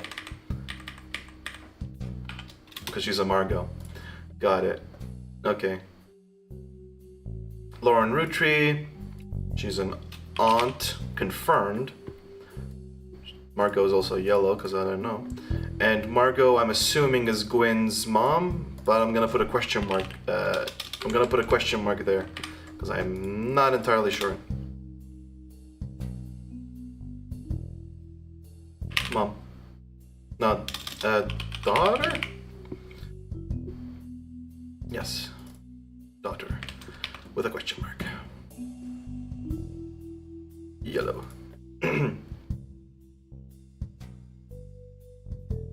Okay.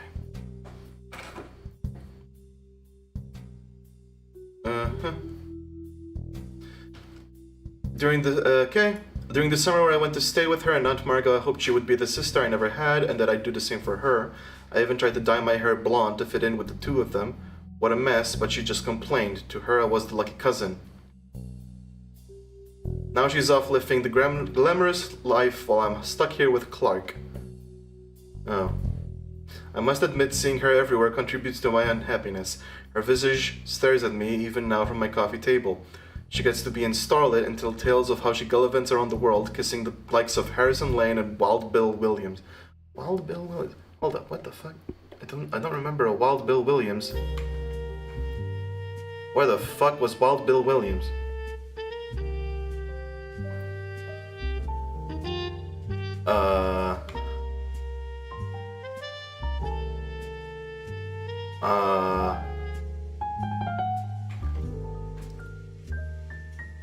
Fucking I don't know. Kiss? So, Alive Between Wars, 1953, has an association with Wild Bill Williams, whoever the fuck that is. I'm gonna put Gwen back on yellow. She's lost her green status. Until I understand what the hell is going on. Also, I got a message. Let me check.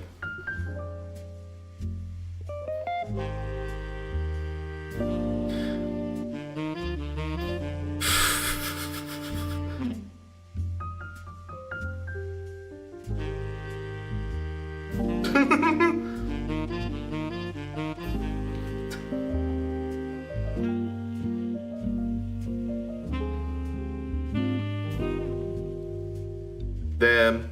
Give me a second.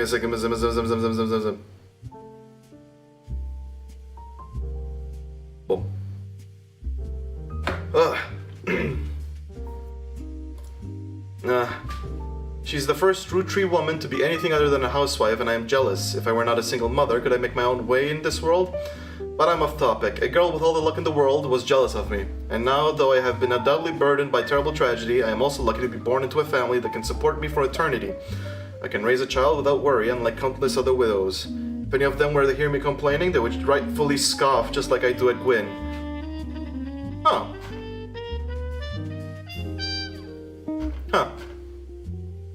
Makes sense. Alright. So, she definitely benefited from the thing, the system. Let me just now, 1958, Dynasty. Interesting. An entry entitled Dynasty from Lauren Roottrees' diary.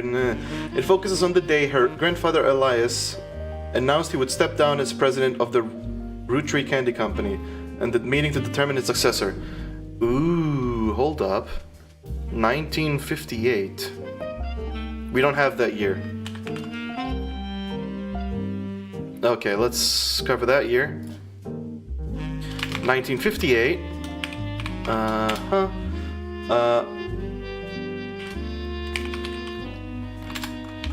Elias. Wait, hold on.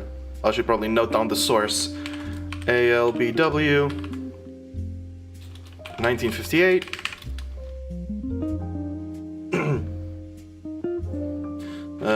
Elias announced he would step down as president of the RCC. The meeting, and had a meeting to determine his successor. Interesting. And 1958, we got this dynasty right here. Bruh. Bruh. I wish I had been a fly on the wall today. Clancy told me that everyone got quite heated. Granddad was furious that none of his sons would take over as president, but that's what he gets for holding on to it so long. With architects, preachers, and lawyers, nobody's got time for candy. So with the 5 pieces refusing to step up, it came down to us next gens. Pop argued at length that the company should stay with our branch of the family, since we still have the Roottrees name. I'm not even sure Clancy would have wanted it, but he's the one who was volunteered. Huh. Instead, it ended up going to Zach.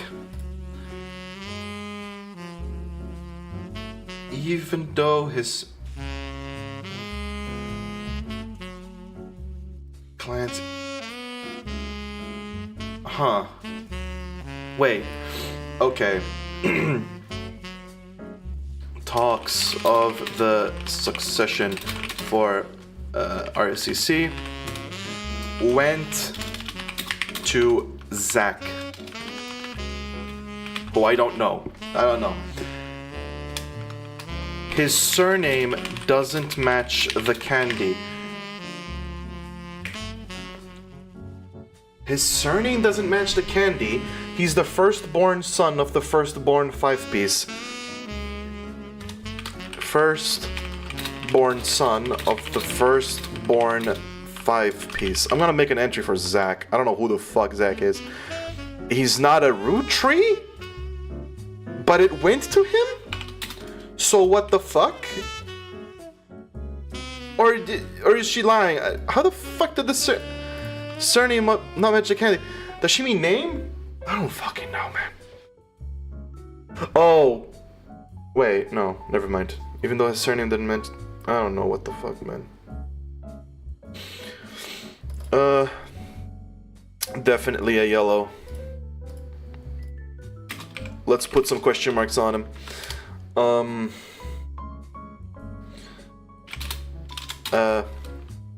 Became successor, inherited presidency of RCC in 1958. Firstborn son of the firstborn 5-piece, which is Generation 1. I'm not sure how that's relevant to running a company, but Granddad always had very particular views when it came to his bloodline.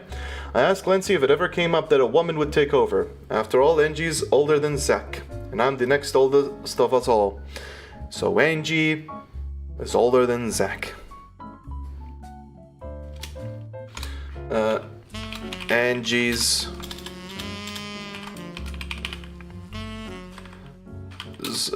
older than Zach.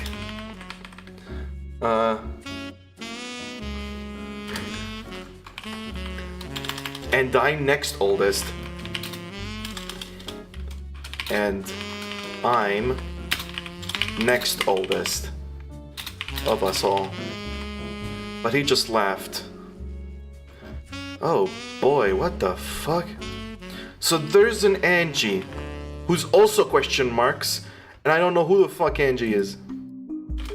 I might know Angie, and I just am not connecting because there's like 7 billion Roottrees here.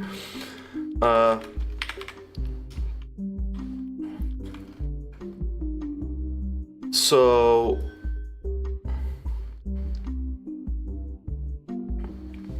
older, and Lauren is even older, I think.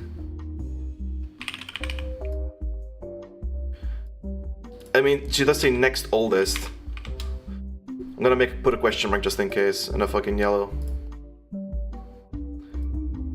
Actually, wait, hold up. Next oldest. That's the more accurate way of putting it. I'll never forget the cuss words Pop used when he told Ma it wouldn't go to us. Mother, ever the quick-witted, at least with the catty remarks, countered back, maybe they wanted it to go to the only member of the family who looks like he samples the product. Damn. Damn. Damn, roasted.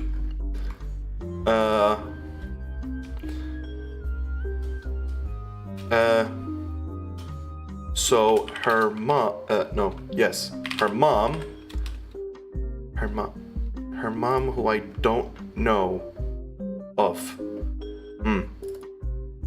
Her mom compared Zach to someone who samples the product, basically. Yeah.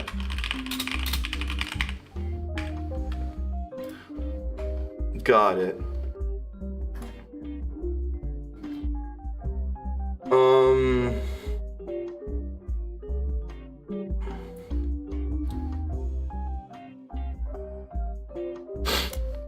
1963 Sam. Oh boy.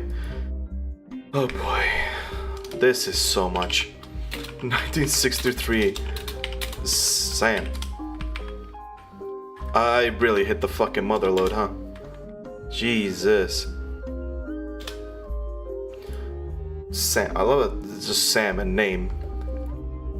An entry entitled Sam from Lauren Roottrees' diary written in 1963. From previous entry, he learned that Elias Roottree has given in to his wife and announced that Sam, an obscure relative, was to be included in family gatherings. The fuck?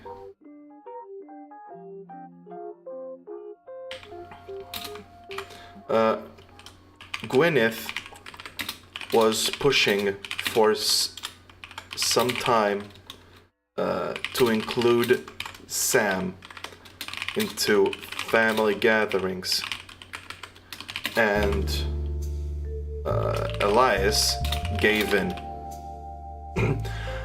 Why Sam? I have many distant relatives I've never met. An obscure relative, by the way. Obscure relative.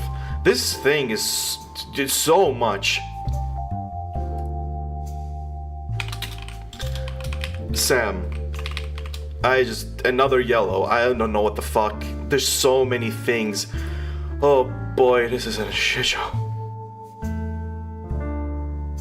And many distant relatives I've never met. After all, Granny had sisters and Granddad had a brother or two. Granny had sisters and Granddad had a brother or two, but I was told... Wait, hold up.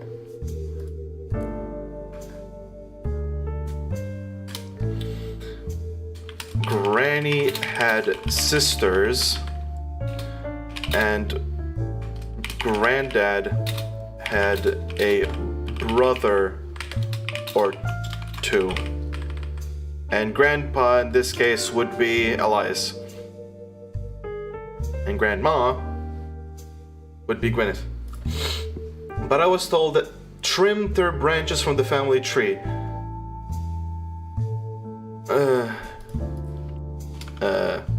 Was told to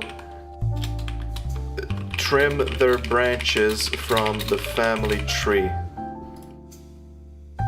So why is Sam special? Nothing adds up. I'm not the only one to realize. Lauren wondered why Sam was special. Angie summoned all the next gens to a secret meeting in Zach's office. Gwyn's in Paris, but the rest of us, including Miracle's boys, spent ages trying to unravel the mystery. A secret meeting in Zach's office. So they were close. Kind of.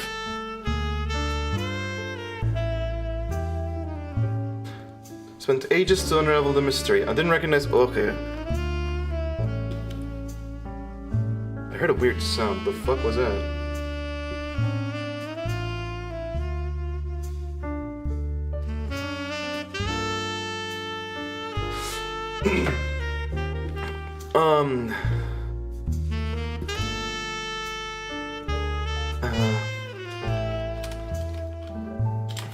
Angie summoned.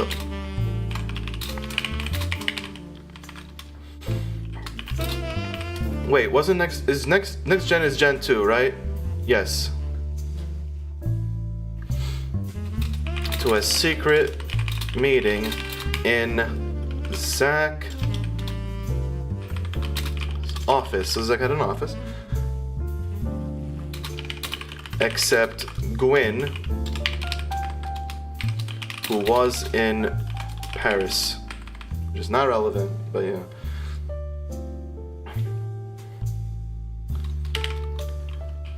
And spent ages trying to unravel the why. I didn't recognize Sam at Uncle Junior's wedding to Patsy last year. At the reception, when I asked who Sam was, Pop shushed me and said it was complicated.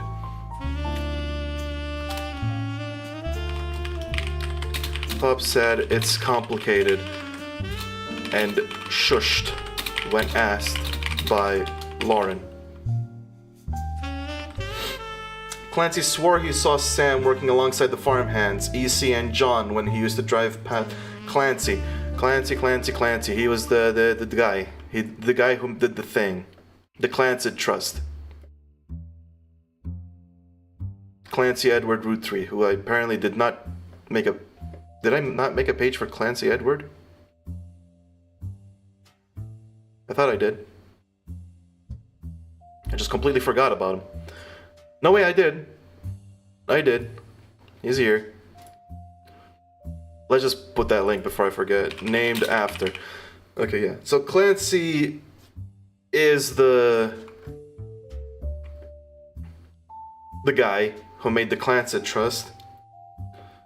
And he's the son of Elias, so Clancy would be an uncle? I think. Swore he saw Sam working alongside the farmhands EC and John. The farmhands EC and John.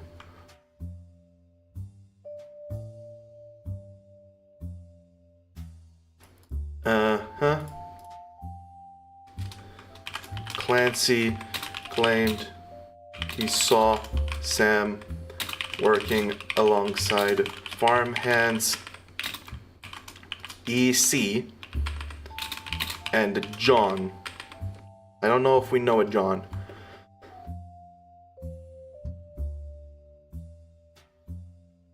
Yeah, I don't know if we know a John. I just realized too late that there's no search support in this. So that's great. I definitely did not fuck up. John Egbert. Upon hearing that, Zach checked the records and managed to confirm all three are on the books. Eli, Miracle's youngest, not my brother.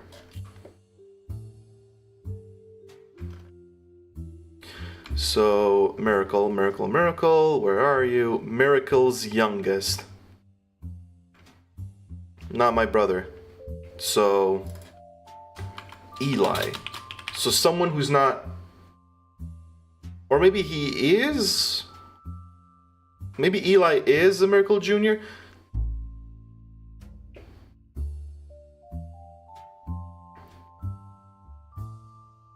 I don't know.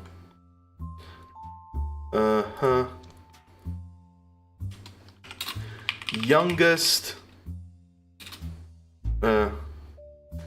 as per 1963. Youngest.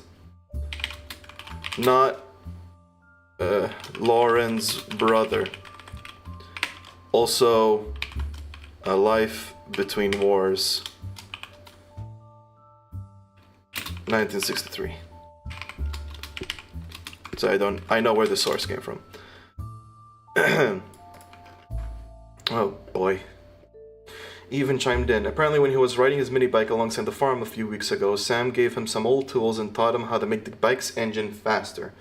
None of us think that proper for the multitude of reasons, but Eli certainly seems thrilled.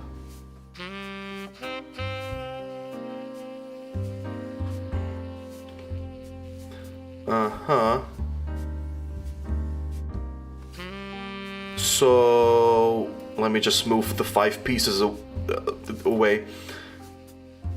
Eli.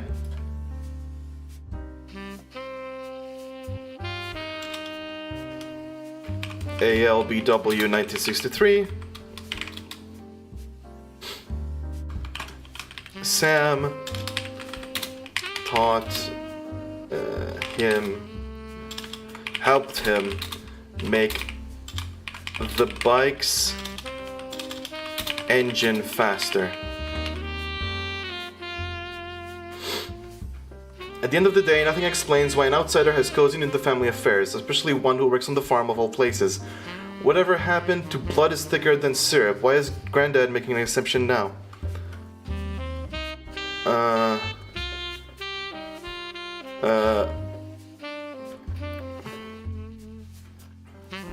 Good. This book is taking up so much of the fucking notes. It is very much a Rosetta Stone. Jesus. It has so much information in it. I'm making it blue for being gargantuan and massive. Bruh, this is fucking incomprehensible. How do the notes look now? Here's what they are. They're a sliding scale. This is what they look like.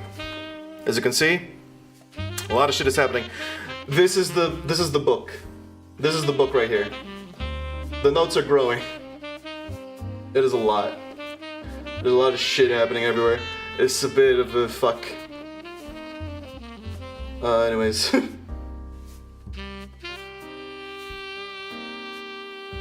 So the next one is Clark. So her son. Why is this one Clark?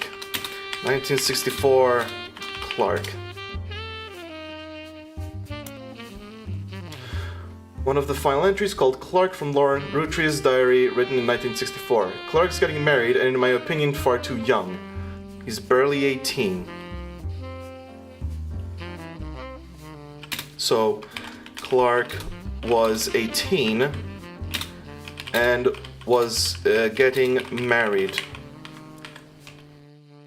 And Danielle isn't much older.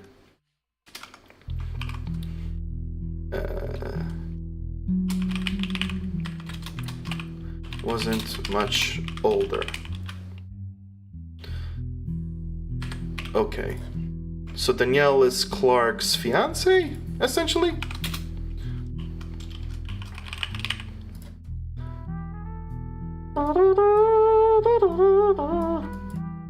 Fiance? I don't know. Could be wife or some shit. But for now, I'm going fiance just in case.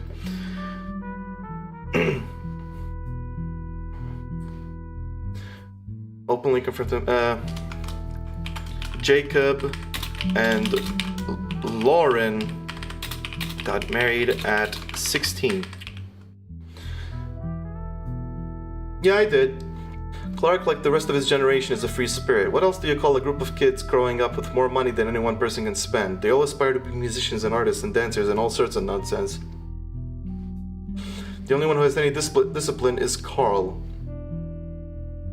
But that's because Pop forced Clancy to send him to the academy. So Carl is Clancy's son? Carl. Where the fuck is Carl? There he is. Clancy. Let's just move Gwyneth and Elias around a bit. Right. So Carl was your son. You were his son.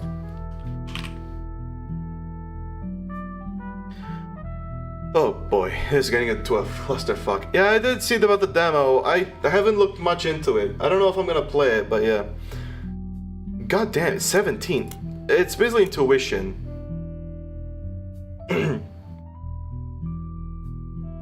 Basically, the higher the number, the more there is to find. There's a lot of shit. This one only has 3, but it took up so many notes. This. Oh Jesus! And this one's 17. Fucking Christ, bro! This is too much.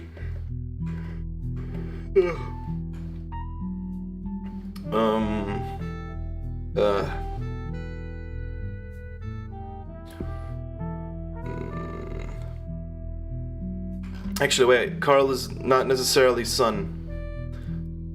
Let's put a big old question mark on that, because it might not be true, I don't know. Uh-huh.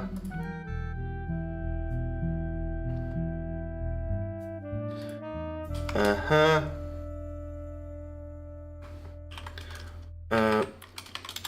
Was forced... Was sent... Academy by Clancy after Jacob... No, not Jacob. After...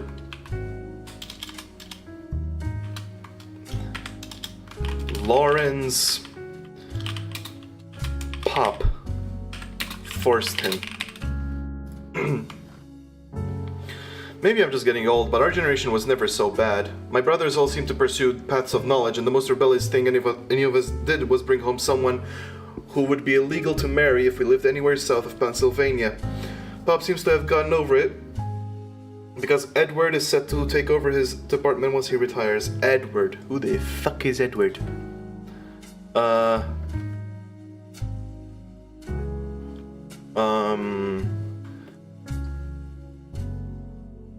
So 1964, because I forgot to notice it.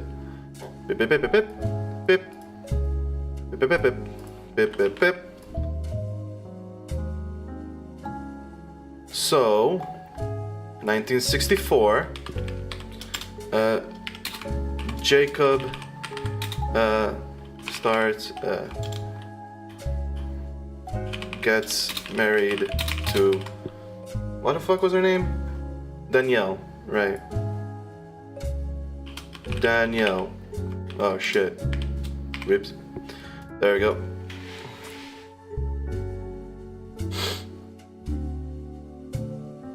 Bob seemed to have gotten over it because Edward is set to take over his.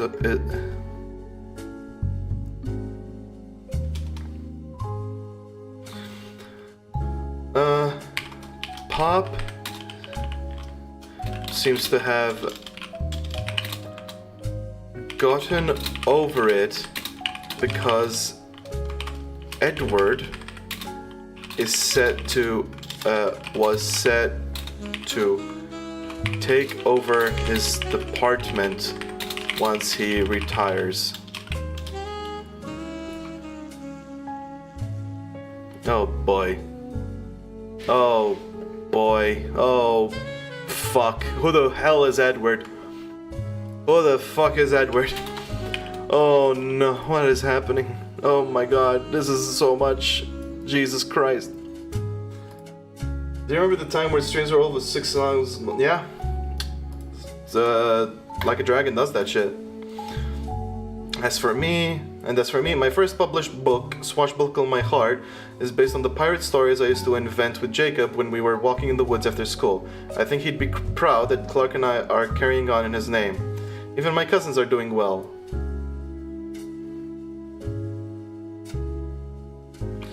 Swashbuckle My Heart.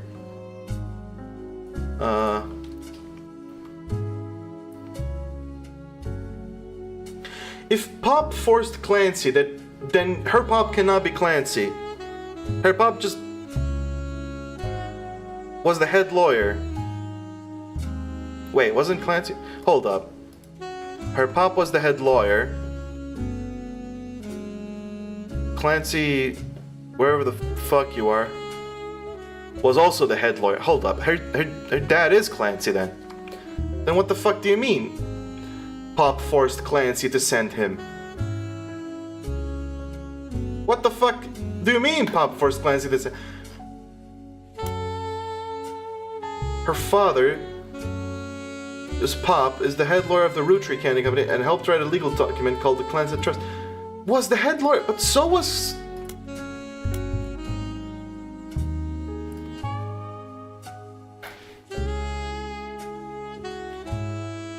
Oh, I don't fucking know anymore.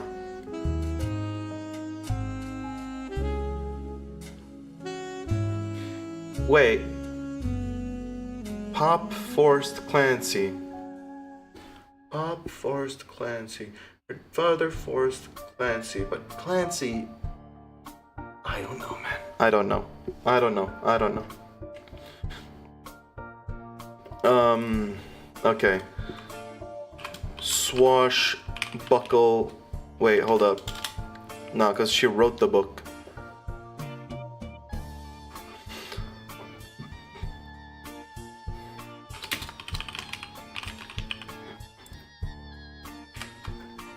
Okay.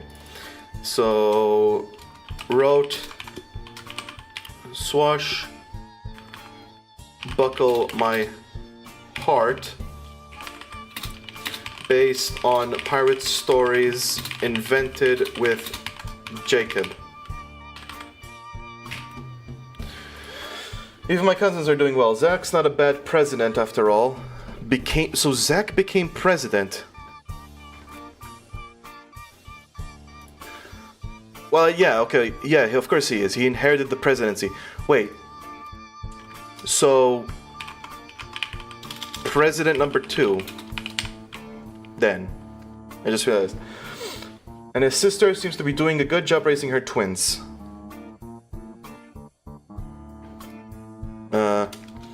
As a sister with twins.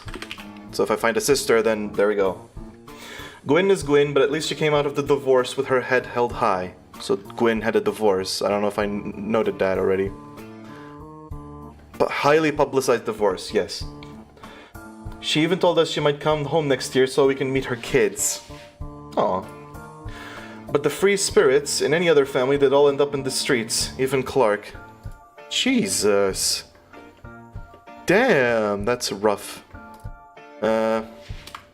Lauren thinks the free spirits, so Gen 3, would all end up on the streets if not for being root trees. Okay, this family has issues. The entire hour was just shit, yeah. Yeah. Okay, we finished this gargantuan fucking book with a million goddamn things in it, and I don't even know what the hell. Oh my god. Oh boy. Oh boy. Oh. Okay. I'm gonna stop there, I think, because this book has winded me the fuck out. Oh boy, look at this. Oh my god. That crack was hard. Yeah. Anyways, I'm definitely coming back to this. 100,000%. It's a good game.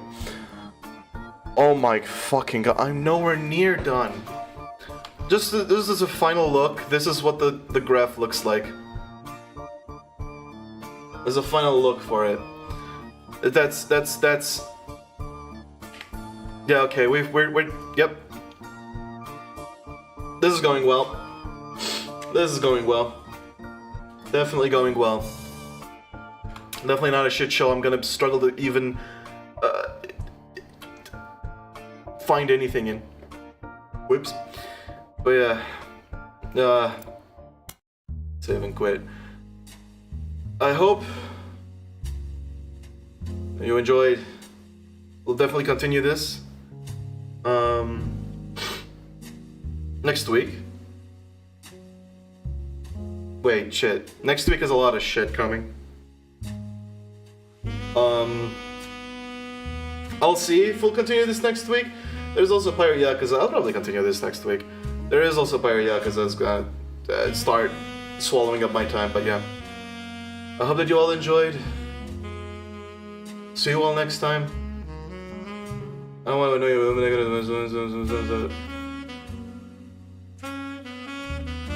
Oh boy, yeah. Oh boy, Umineko. If I ever get to it, it's gonna ruin my mind. Hope you enjoyed, and see you. Adios.